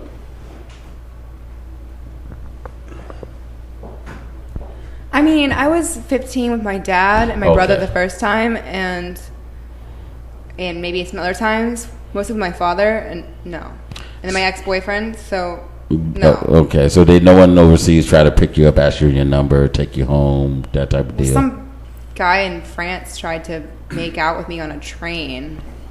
He was like. It was creepy. Anyway, moving on. Okay, so... I couldn't speak English, and I was, like, trying to tell him, like, I'm 15, like, leave me alone. And he, Jesus. Okay, we need to beat him. So I'm sorry for that experience. But I guess where I'm getting at is when you were overseas, did you, even with different countries, did you see a particular... culturally, like, what did I see? Yeah, culturally, did any of them try to pick you up more so than another culture? Honestly, like, I was never alone overseas, and all I saw was great places to go travel. And Kenton is over there looking mad. I'm going to kill that guy in France from 15 years ago. No, I was just kind of looking around at things and not people, I guess. Okay. Now, Kenton, you traveled a lot more. If I'm understanding her correctly, she says you traveled a lot more internationally. No. Okay. I'm sorry. Grab the mic for me. I'm sorry. Say that. I'm sorry. No, not as much as she has. Okay. Most of my travel just been, in the U.S. When you traveled, let's say around the U.S., do you see a certain color or a certain group of women try to pick you up more so than the other? Yeah, you set me up all night. You're not gonna want to come back the way you setting them up. Exactly. So now we're gonna bring you on the martial art thing. We do get that. You come in the back, man. Oh yeah, you into that, so we got to get you for that. But well, I'm already in trouble. No, it's it's not that women. Yeah, I do flirt. If I'm going out, it's I don't know. I mean, it's a hard question. Not as far as a certain race, but I think you put yourself in certain situations in the first place. Was anybody when you were out just doing your business every day? Was there any particular race try to pick you up more so than the other? No. Mr. Sincere. Hey, look. Mr. Moody said that I travel abroad whenever one lets me. For the record, Mr. Moody got millions and millions of dollars. So no, I'm just teasing. But Mr. Sincere, what about you? Abroad, no, just in the States. But any particular women try to hit you up? I had a white girl when I was like 15. True coming out now for a man who said, no. Let's clarify. You said hit on you. You said hit on you. Yes. Yeah. Did you reciprocate the? We chit chatted. I was 15. I was too young at that time. I wasn't trying to get into that. Okay. How old was she? 16, I think. Mm-hmm. And why you didn't? We weren't in a situation where we could do anything. So because you weren't alone. Right. We was at But if you could. Okay, but if you back could, then, I'd have smashed. Okay. He's honest. Okay. Now that brings back to your earlier statement when we first opened marry, and date. Two different things. Okay, but you said you would have got with this girl. Back then, I would have smashed. Yeah, but that's it. But not date. No. Okay. What if she wanted to date? No. Smash. Only because you don't like that word. That's what I'm saying. But now you are extreme. You a lot more culturally diverse than any of us here. Okay, here in the studio at this moment. Okay, now, but you have no attraction towards any of the other cultures. Yeah, I think I love women. Period. Okay, but now, but as far as dating and marrying, I'm just not going that direction. Okay, but now let's say now. Okay, two questions then. Now, let's say one comes up really just happen to catch your heart. Who? Let's say someone just comes to get you and you just happens to catch your heart and everything else, and you like, dang, Steve's gonna look at me crazy. But I personally, I don't care. I'll be happy for you, but I'm gonna catch you because of your statement, so I'm gonna tease you on it. But no, but so you mean to tell me there's not a woman out there where Angela Jolie was sitting here, walked through that door, and says, "Yo, Mr. Sincere." Dude, you know how many of my boys that hit me with them kind of questions? Nah. Go ahead, Miss Taya. Okay. Question for you. So, what's your ethnicity again, broken down? Let's say I have black, white, and Irish, and Puerto Rican, and a Puerto Rican. Yes, that's just a name. No, that's just my parents. No, you told me you were part Puerto Rican too. No. I tell you, my mom and dad liked baseball, and they liked the Puerto Rican baseball player, Relio Rodriguez, and they liked Cesar Cedeno. That's how my name got there. Okay, so it's black, white, German. I'm sorry, black, white, Irish. Irish, yeah. That's to my knowledge. Those are three. I don't know. I could have sworn your mom told me something else too. Okay, I'm sorry. I don't know. I have to call that. Yeah, we'll go ahead, Ted. What was that? So you won't date out of your race. So what are you going to date? Somebody that's exactly the same as you? Black. I think the majority is what he's going with. The majority is black. Okay. Yeah. So a lot of people are like that, though. I found they're like, if you have a drop of black in you, then you're black, pretty much. So that's what. Yeah. Yeah, that's kind of like the old mentality was that if you are even just one drop black, then you're black. Okay, but then technically, historically, right? But technically, Mr. Kenton wouldn't necessarily be on the field, picking cotton with the rest of us, though. I mean, no, but I'm just saying, that's how the old rule was. Truthfully speaking, 100 years ago, you know what I'm saying? Yeah, no, exactly. Right. And everything, he would still be whatever. And going, I don't know what they would do with him. I could think of 100 different things, but he would be kept on going. Or mentality back then, it's kind of hard to put you in that situation right now. But mentality back then, you wouldn't even recognize it. You would just sit here and say you would recognize it, but you would not admit it to anybody, just so you can keep on going. Back then, it's hard to say. Right, because exactly. that's 100 something years ago. Obviously. Exactly, but today's date actually it's benefited. Good answer. Even for school and everything, getting into a certain college, when people see you, they see you this way, but you can mark on the application you're this. There you go. Mm-hmm. So it does work. All right, now go ahead, Ms. Taya. I have a quick story. My grandparents are very racist. They're in their 80s, from Richmond, I believe. Okay. Not totally sure, but whatever. Lived there most of their lives. Would never approve of me dating anybody even partially black. Just would not happen. Oh, I would love to walk in that door. Well, they're cool with black people. As oh, my maid is black, and we feel so sorry for her sometimes, and it's just so sad. It's sad. They just kind of see black people as a different class. Lower class. I guess. I mean, my grandma always talks about how much she loves her maid, but it's still always her maid. It's not a friend. It's not somebody that she sees as a certain I don't know. Driving Miss Daisy deal. I guess. Something like that. And they kept asking to meet Kenton. Like, oh, we want to meet your boyfriend. And so now how are you going to sit there and get on him about the uncle and everybody else on his grandmother's side of the family, but then he hasn't set your grandparents, who's extremely racist, much more racist than that one. Okay, here we go. And everything else. Sorry, I had to help you out, bro. Okay. You see, you told on yourself, so I had to get you. So I told him that he could say whatever he wanted to say, and if they asked about his ethnicity, just do whatever you want to do. And they met him, they loved him, and they never even asked. So they don't know. I guess. He's got blue eyes. I'm going to put this on the radio for everybody. He's got blue eyes. So it's very hard to tell. So, okay, so if he walks in, and so let's say, he okay, let's give you another example. You two get married. Okay. That'd be funny at the wedding, right? Yeah, okay, that's one thing, but I'm going to even take it even further. Y'all have a child, and quite possibly your child comes out looking like Brandy or me. That's always happened. What's going to happen with them? Well, they're in their mid 80s. Let's say you get married later on this year, you have a child, and your child comes out like me. What's the deal? What are they going to do now? That'd be some strong genes. This is your but that has happened. That all happens all the time. You better love him. It's your great grandson. Will she reach out and hold the baby, or? I think so. Yeah, she's getting a little bit actually more open as she gets older. Okay. Also because I go over dinner there a lot. Okay.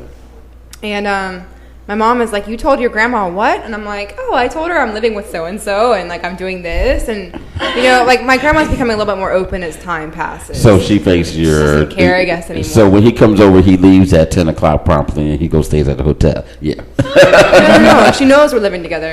She knows. Okay. But I'm just saying before, in her time, living together that before was called marriage. shacking up. Right. That's that was my mom. Well, let me not acceptable at all. And so do me this experiment. Drop a dime and say, it can happen to be, biracial. What would you think it would be the reaction? I don't know. Maybe we should bring him on the show. Call him up right now. No. We got time. They might be in bed by now. They might be going to bed to read the U.S. Farm Report, but, call him up right now. We got it up in here. Mr. Sincere, your parents up.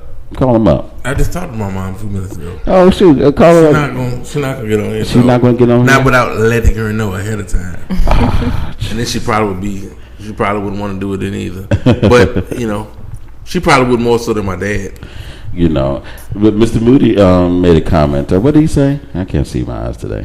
You can't see with your eyes. How are you going to get home then? We're driving home. He said simply because someone does not want someone of a different race in their family does not make them racist. Does that make them racist? Oh, okay. As a question. Yeah, does that make them racist?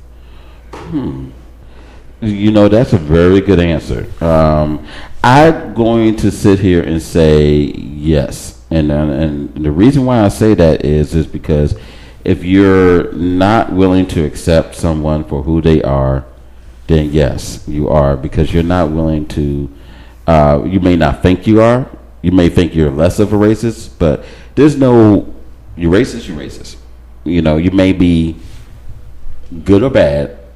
I'm not going to think any less of you. I'm always going to pray for you, and I'm not going to hate you. And I'm not going to condemn you or judge you, whatever you want to use. But yes, I think it does because you're not accepting of that person because you don't know that person could save your life. That person could do or provide you some type of benefit. The person can educate you. And I'm going to put it out there. And Mr. Sincere, you experienced this, and Ms. Brandy, you've mentioned this before. Sometimes we've been treated better by other races, particularly white, than people in our own race and things like that. and it's been crazy. I've seen on jobs where I've had a lot of black women supervisors and what they're mad at black men in general and things like that on the job, treat other black men and me mad because of what her husband did or whatever, but then let the white guy just whatever, or late, do wrong, whatever. We've seen it, or we've gotten somebody who's recognizes something that's happened in my life and help me out, not feeling bad because I'm whatever, but they recognize that, hey, I need help. And they wanted to help me because I'm a genuinely good person who happens to be black and who's getting maligned from it. Your thoughts? It's one of those things where I feel like how you said with black women, sometimes they take one bad apple and they judge the whole race off of that. I've seen that as well in the workplace, but I don't know. I really feel like I don't do that, so I really don't have a reason as to why black women are like that or why black women do that. I'm kind of confused with the question. Are you asking me why do black women? Well, no, I'm asking the question. Do you feel that Mr. Moody's question, simply because someone doesn't want someone of a different race in their family, does that make them racist? I think so. Yes, because like you said, if you're not willing to accept the person, then pretty much. I mean, I'm not going to say if my son in 10 years brings home someone of a different race, I wouldn't be taken aback a bit. I would, I would be like, okay, well, if that's the decision you're going with, but I would still accept it. So would you, to go back to that statistic, would you have a problem? Or would you accept it, or would you accept it but be bothered? It would just basically depend on the person. Okay. That's all I'm gonna say. It would depend on the person. I would be okay with it either way, but if the person was just, I think I'm a pretty good judge of character, regardless of what race. So it's character, not the race. Yeah. Okay, I appreciate that, Miss Taya. I am right there with Brandy, but I definitely agree. It's the character, it's the person. Nothing to do with skin color. All right, Mr. Kenton. Yeah, I'm gonna agree with them also. All right. A man agreed with two women. High five. He's going home tonight. I was just looking at my watch and said I have to be nice. He's going home tonight. And we're gonna work on getting you into bed too. We're gonna get you into bed. He's on the couch now, but we're gonna get him into bed. See, he was not going home at first, but now we're gonna take care of it. All right. I don't have any, so I couldn't tell you. Your answer is already no. Yeah, I don't have it. I got some good friends. I'm like my top friend. His girlfriend is white. She treats me great. I treat her great. I love her to death. There's no problem with it. But you don't accept it. At this point, it is what it is. Nah, but you do. You accept it. It is what it is. Now, see, now you're escaping, Miss Taylor. Go ahead, get him. He know, and she know. Okay, they both know. But you're being less of a friend. Why? Because I'm still there for both of them whenever they need anything. So you do accept it. Is either yes or no? It is what it is. Or you just accept him because he's a friend. Because both of them. I mean, I know both of them. So because you know both of them as a friend. But if it wasn't, so you're accepting. But if they weren't a friend, you wouldn't say forget you. Forget? No, I'm not gonna say forget you. I'm gonna stop being friends with either one of them just because of that. That's not gonna stop me from being friends with them or doing for them like I would do anyone else. But you said you don't accept interracial. I said for me, I don't. Okay. I don't want that. That's not what I want. Okay, not a problem. Let's tell you. I'm gonna put you on the spot here. Go ahead. Okay. Go ahead. No hurt feelings afterwards. So do you accept us? Do you have a problem with us being together? Like I said, y'all do what you want to do. Or not your friends? You're not invested in us. Even if I meet him, like from now on, if we ever go out and drink and do whatever, that's just what we do. I'm not gonna have a problem with him at that point. But that's just something me personally I don't want. Okay, so you don't want an interracial relationship. That's hard to say. Yeah, no. But you don't care if other people do, or you just don't agree with it? Or? I really don't like it, but I mean, it's not up to me for them. I'll beat him later. See, now after the show. But I'm not covering for him. Okay, just to let you know. But he's told me plenty of times he thought both of y'all were the coolest people. He's some of the coolest people y'all ever met. We're buddies. It's cool. And he everything. can say what he wants. So yeah, but the statement he said, I've seen him say it plenty of times and things like that. But now, is there a fear behind this? No, that's just the way I was brought up. But like not all. But let's be honest. No matter, regardless of racial issue, any issue, sometimes the way we were brought up was not always the right thing. You know, we were told many things. And to other people, it might not be right, but that's just it for me. Okay, what were some? Let me ask you this: what were some of the things that you were taught that not to do, but you knew it was wrong as you got older? God knows almost everything. Okay, but this is not one of them. Nah, I mean, it just isn't. I mean, honestly, my mom would probably have a problem with it. All of them would have a problem with it, but they would accept it and move on. But that's just me from what all that I've learned in the past through the different. I mean, like right now, I'm way more lenient on it than I was 10, 11, 12 years ago. Okay. I mean, I was super militant in the 20s and some of the 30s, and then after that, you're like, man, I don't even have time to even deal with that right now. See, you don't put that same amount of energy to that stuff as you used to. I know that for a fact. Okay, go ahead. Okay, one more for you. Sure. So, if your family, you knew like 150% they would be cool with it. Is it just you, or is it your family values, or is it you would be afraid of the backlash, or you just are attracted to only girls, of a certain race? I think I wouldn't do it because it's kind of one of those things that's I've ground into my mind, and from conversations I had with my granddad and that kind of stuff. I mean, like I said, for right now to then, a lot of things are different. If people are not as, outwitted as it used to be, and a lot of people don't act like that. And I've seen a lot of things change, but I just refuse to make that change. You don't want to be a rebel?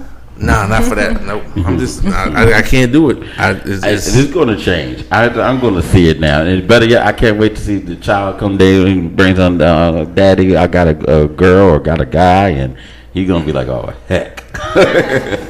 No guys. Not ever dealing with the dude stuff. No, I meant girl bringing home a guy of a different race or a guy bringing home my kid? Yeah.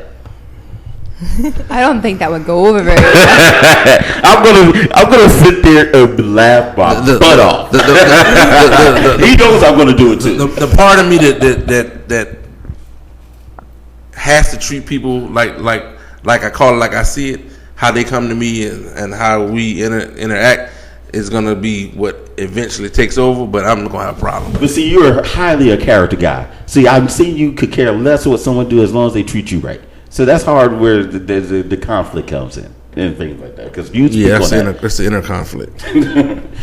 Last quick question with Mr. Moody. He mentions as accepting of something the same as wanting something.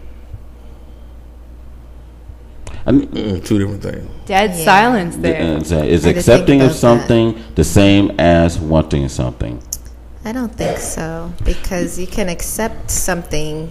If your child brings home someone, you can accept them, but that doesn't necessarily mean that's what you want.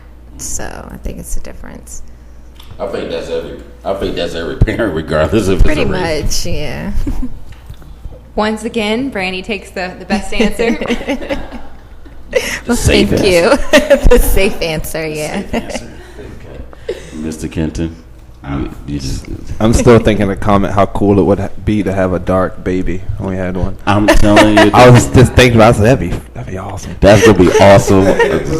I want to have this is kind of like a bad comment to make. No. I want to have like 10 babies with him just to see what they would all look like. Oh my God. That's gonna be awesome.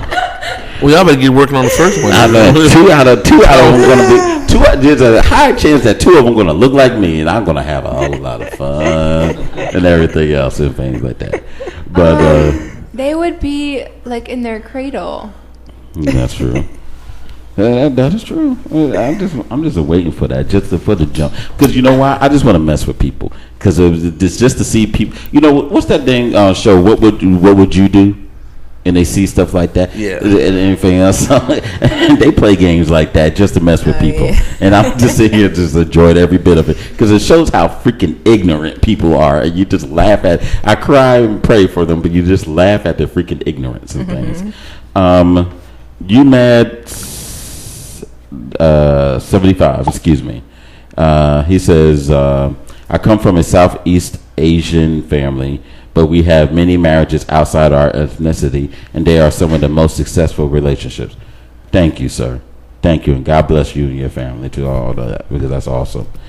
I'm going to wrap, not going to end the show, but we'll wrap this topic up and things like that and things. And because there's a couple more things we're going to run a few minutes over, but there's a couple of things I want to hit for before we end the show.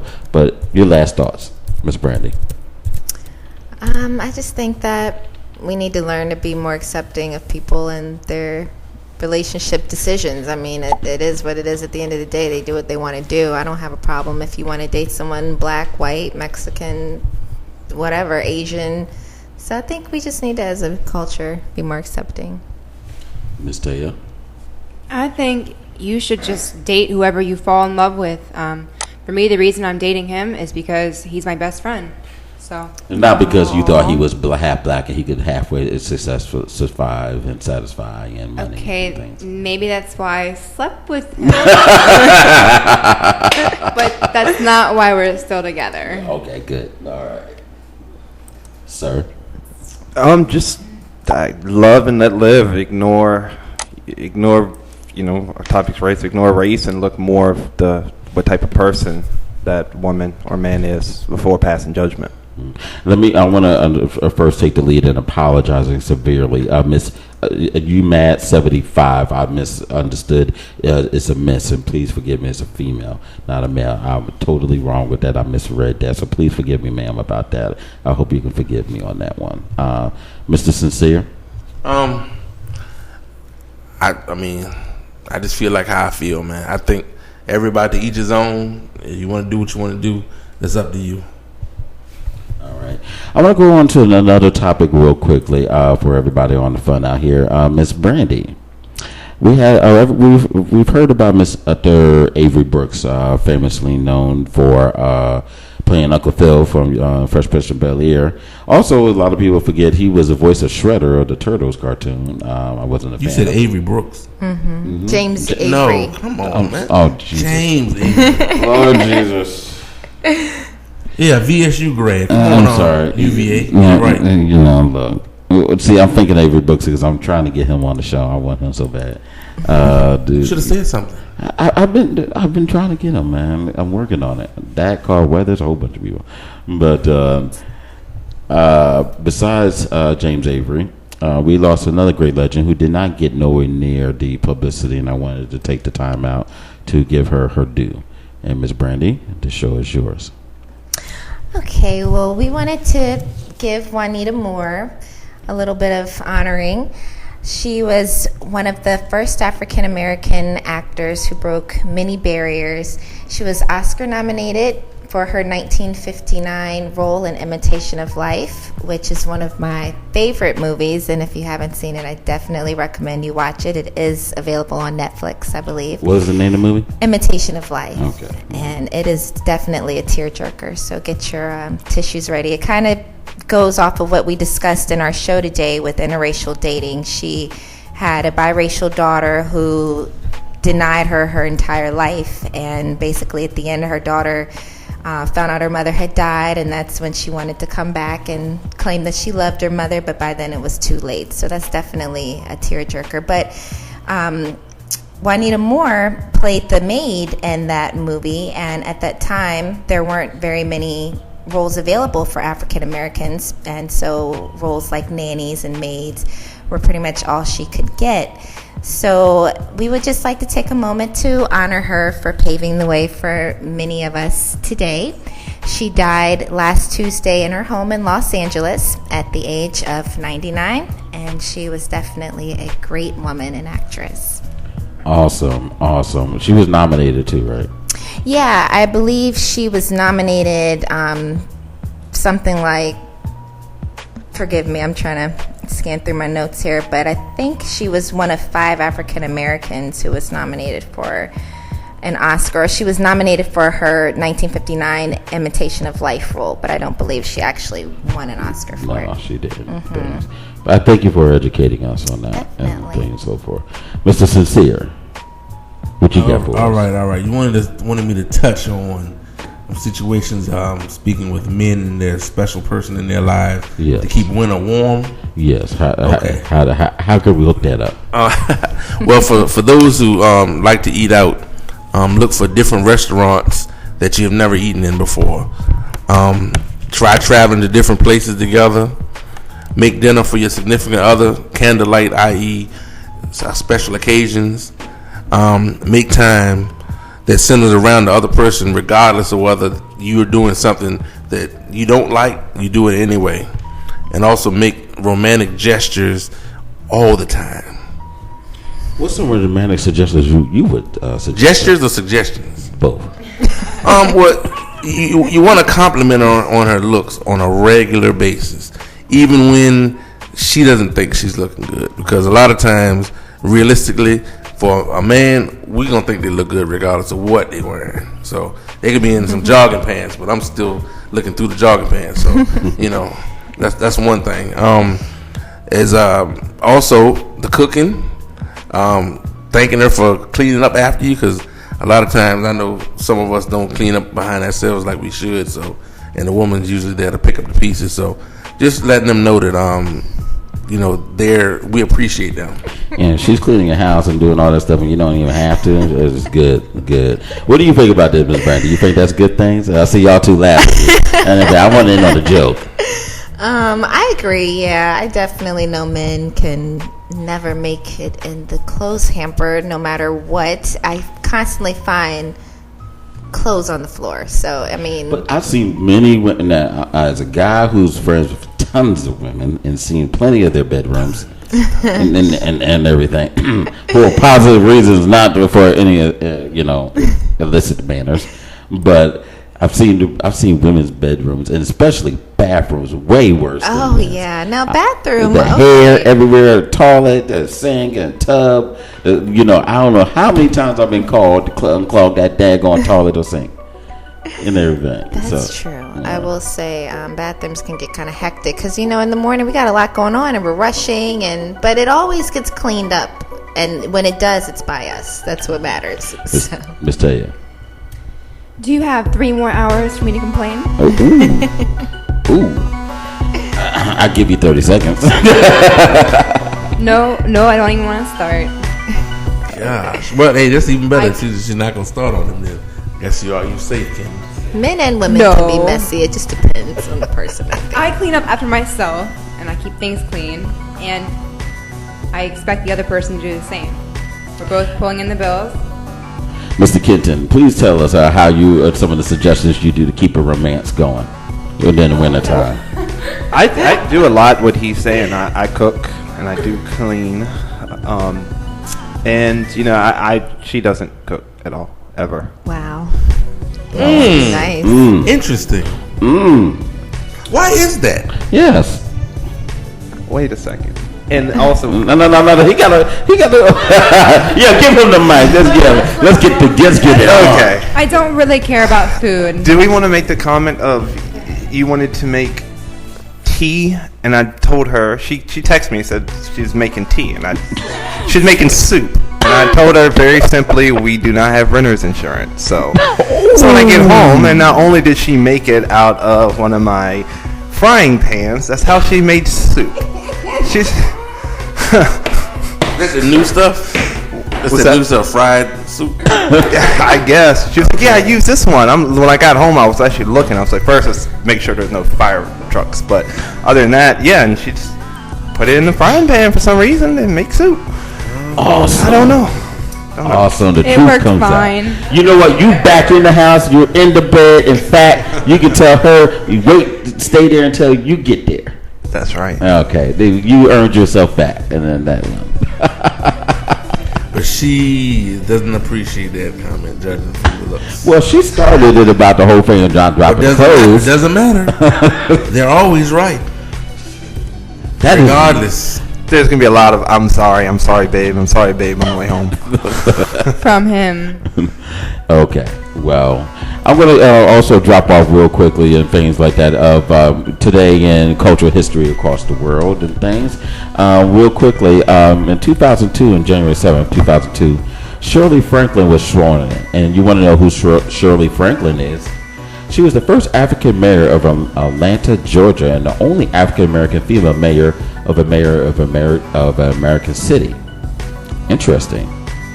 Also, in 1955, and you know how much I love culture and opera, Marian Anderson made her debut at the Metropolitan Opera House as Alcra in Verdi's Masked Ball, and she was the first black singer of the company's history. Also, going down the line just a little bit, in 1868, Arkansas Constitutional Convention, which was 8 blacks and 43 whites, met in Little Rock to help offer changes for their state and things like that. And today, on the 7th, is Ethiopian's Christmas celebration in Ghana. So there's a lot out there. And I know you had way more to cover, but you just had to. Well, I'm trying to be fair. We can, I can keep on going, but I'll try to be respectful to everybody's time and things. So, but I want to say thank y'all, everybody, for joining us on this topic. All of y'all brought in a lot of good information, great information that just transcended time. I want to thank Mr. Cutting Edge. I want to thank Mr. Moody. I want to thank S.Y. Butler. I want to thank Michelle K. Robinson. I want to thank you, Mad 75. Thank her so very much. Who else jumped on in there? I've missed a few people out there. You got it. Okay. For those who, commented. Gotcha. I want to thank all of y'all for listening to our show, and I want to thank everybody from Legacy Internet Radio.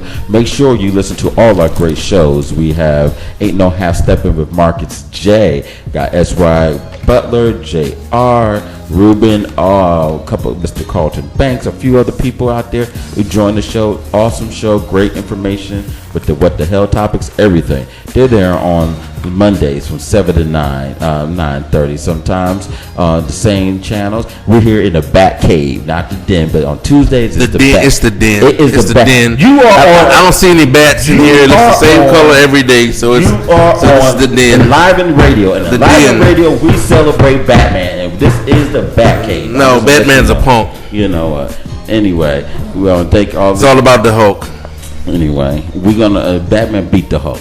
Anyway, not in reality. And anyway, we have our show. You can find us every Tuesday. On Wednesdays, you got the Green Room 2.0 with Jay Grizzy and comedianess Lissa P. Got it right for once. I'm gonna me and her on tight like that. I've got her name on lock and everything. I'm gonna say her name correctly. On Thursdays. Oh, awesome with the biker experience, Iron Horse Radio. They're here with all their crew and education on bike riding, history, music with culture writing. It's all about the experience with them. Y'all got a lot of great information and you will love this show. On Fridays, we got, did you just play that? Whole bunch of stuff. And sometimes we do the repeats of Ain't No Half Stepping on Mondays. But Marcus J just got all types of stuff with music with rock, country, rap, everything. We just all across the board. On Saturdays, he do a replay of Ain't No Half Stepping with Marcus J. And also, did they just play that starting around noon? And later on in the day, Deep House Sessions with DJ Renee Melendez from 7 to 9. And her music is banging. It is good. All types of music mixed in with gospel. We just got it very good. Miss Brandy Richardson, anything you want to hit on before we cut out? Nope, I think we had a good show today. Lots of interesting topics, and I just thank everyone for commenting. All right, Miss Taya, what do you want to leave off with? I'll go back to my previous comment. Just love who you want to love. Okay. And Mr. Kenton. Just glad I have a way home now. No, just thank the people for commenting, and like Brandy said, I think we learned a lot and had a great show. All right, no problem. And Mr. Sincere. I want to give a shout out to Richmond Public Schools for giving us 2-hour delays yesterday and today. I enjoy the guest, and as always, and conversation is always good. All right, no problem. I'm not going to hit y'all up with anything too much because we're running over on time and people got things to do. Like Steven, get off the mic. I just want to leave y'all with one thing. Change your doggone passwords, people. Please. I'm tired of the reports, of a lot of things out there, the security breaches and all that other stuff. Some of those things, was beyond people's control. But with Facebook, your emails, Instagram, Pandora, whatever you got an email sign into, your credit cards, check cards, everything, please change your password and do it every 3 to 4 months. I know some of you don't want to. I know some of you want to keep the same password for everything, but please change it because I'm going to tell you what happens.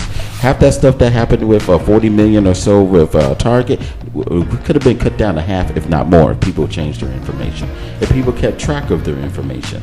Too many times over the holidays, 30 million people was hacked, not including Target, with money being taken. We also have emails all the time in my spam. I got every day almost 30, 40, 50 people who are sending out spam to porn, to other things, and getting themselves in trouble at jobs, at work, and everything. We don't sit there and tell you to change your password for just the sake of causing you trouble. We're telling you to save your life. I'm telling you so that other people don't stalk you, other people don't figure out your passwords. All these other things have a minimum of 8 characters, preferably 12, but I'm going to say minimum of 8. A capital letter, a lowercase letter, a special character. Change your 3's to E's, your S's to 5's, your I's to L's, your T's to 9's, whatever the case may be, and switch it around. No zip codes, no birthdays, no children's names, not your name, not your zip codes, and not the first letters of your address. None of those recognizable things. Not even your pet's name. Too many things. And please, if I find any of you who have password or password 123 or 123456, I am coming after you. And I'm not speaking as a tech. I'm speaking as a reasonable human being. Be good, everybody. Good night. And have a blessed one. We're out.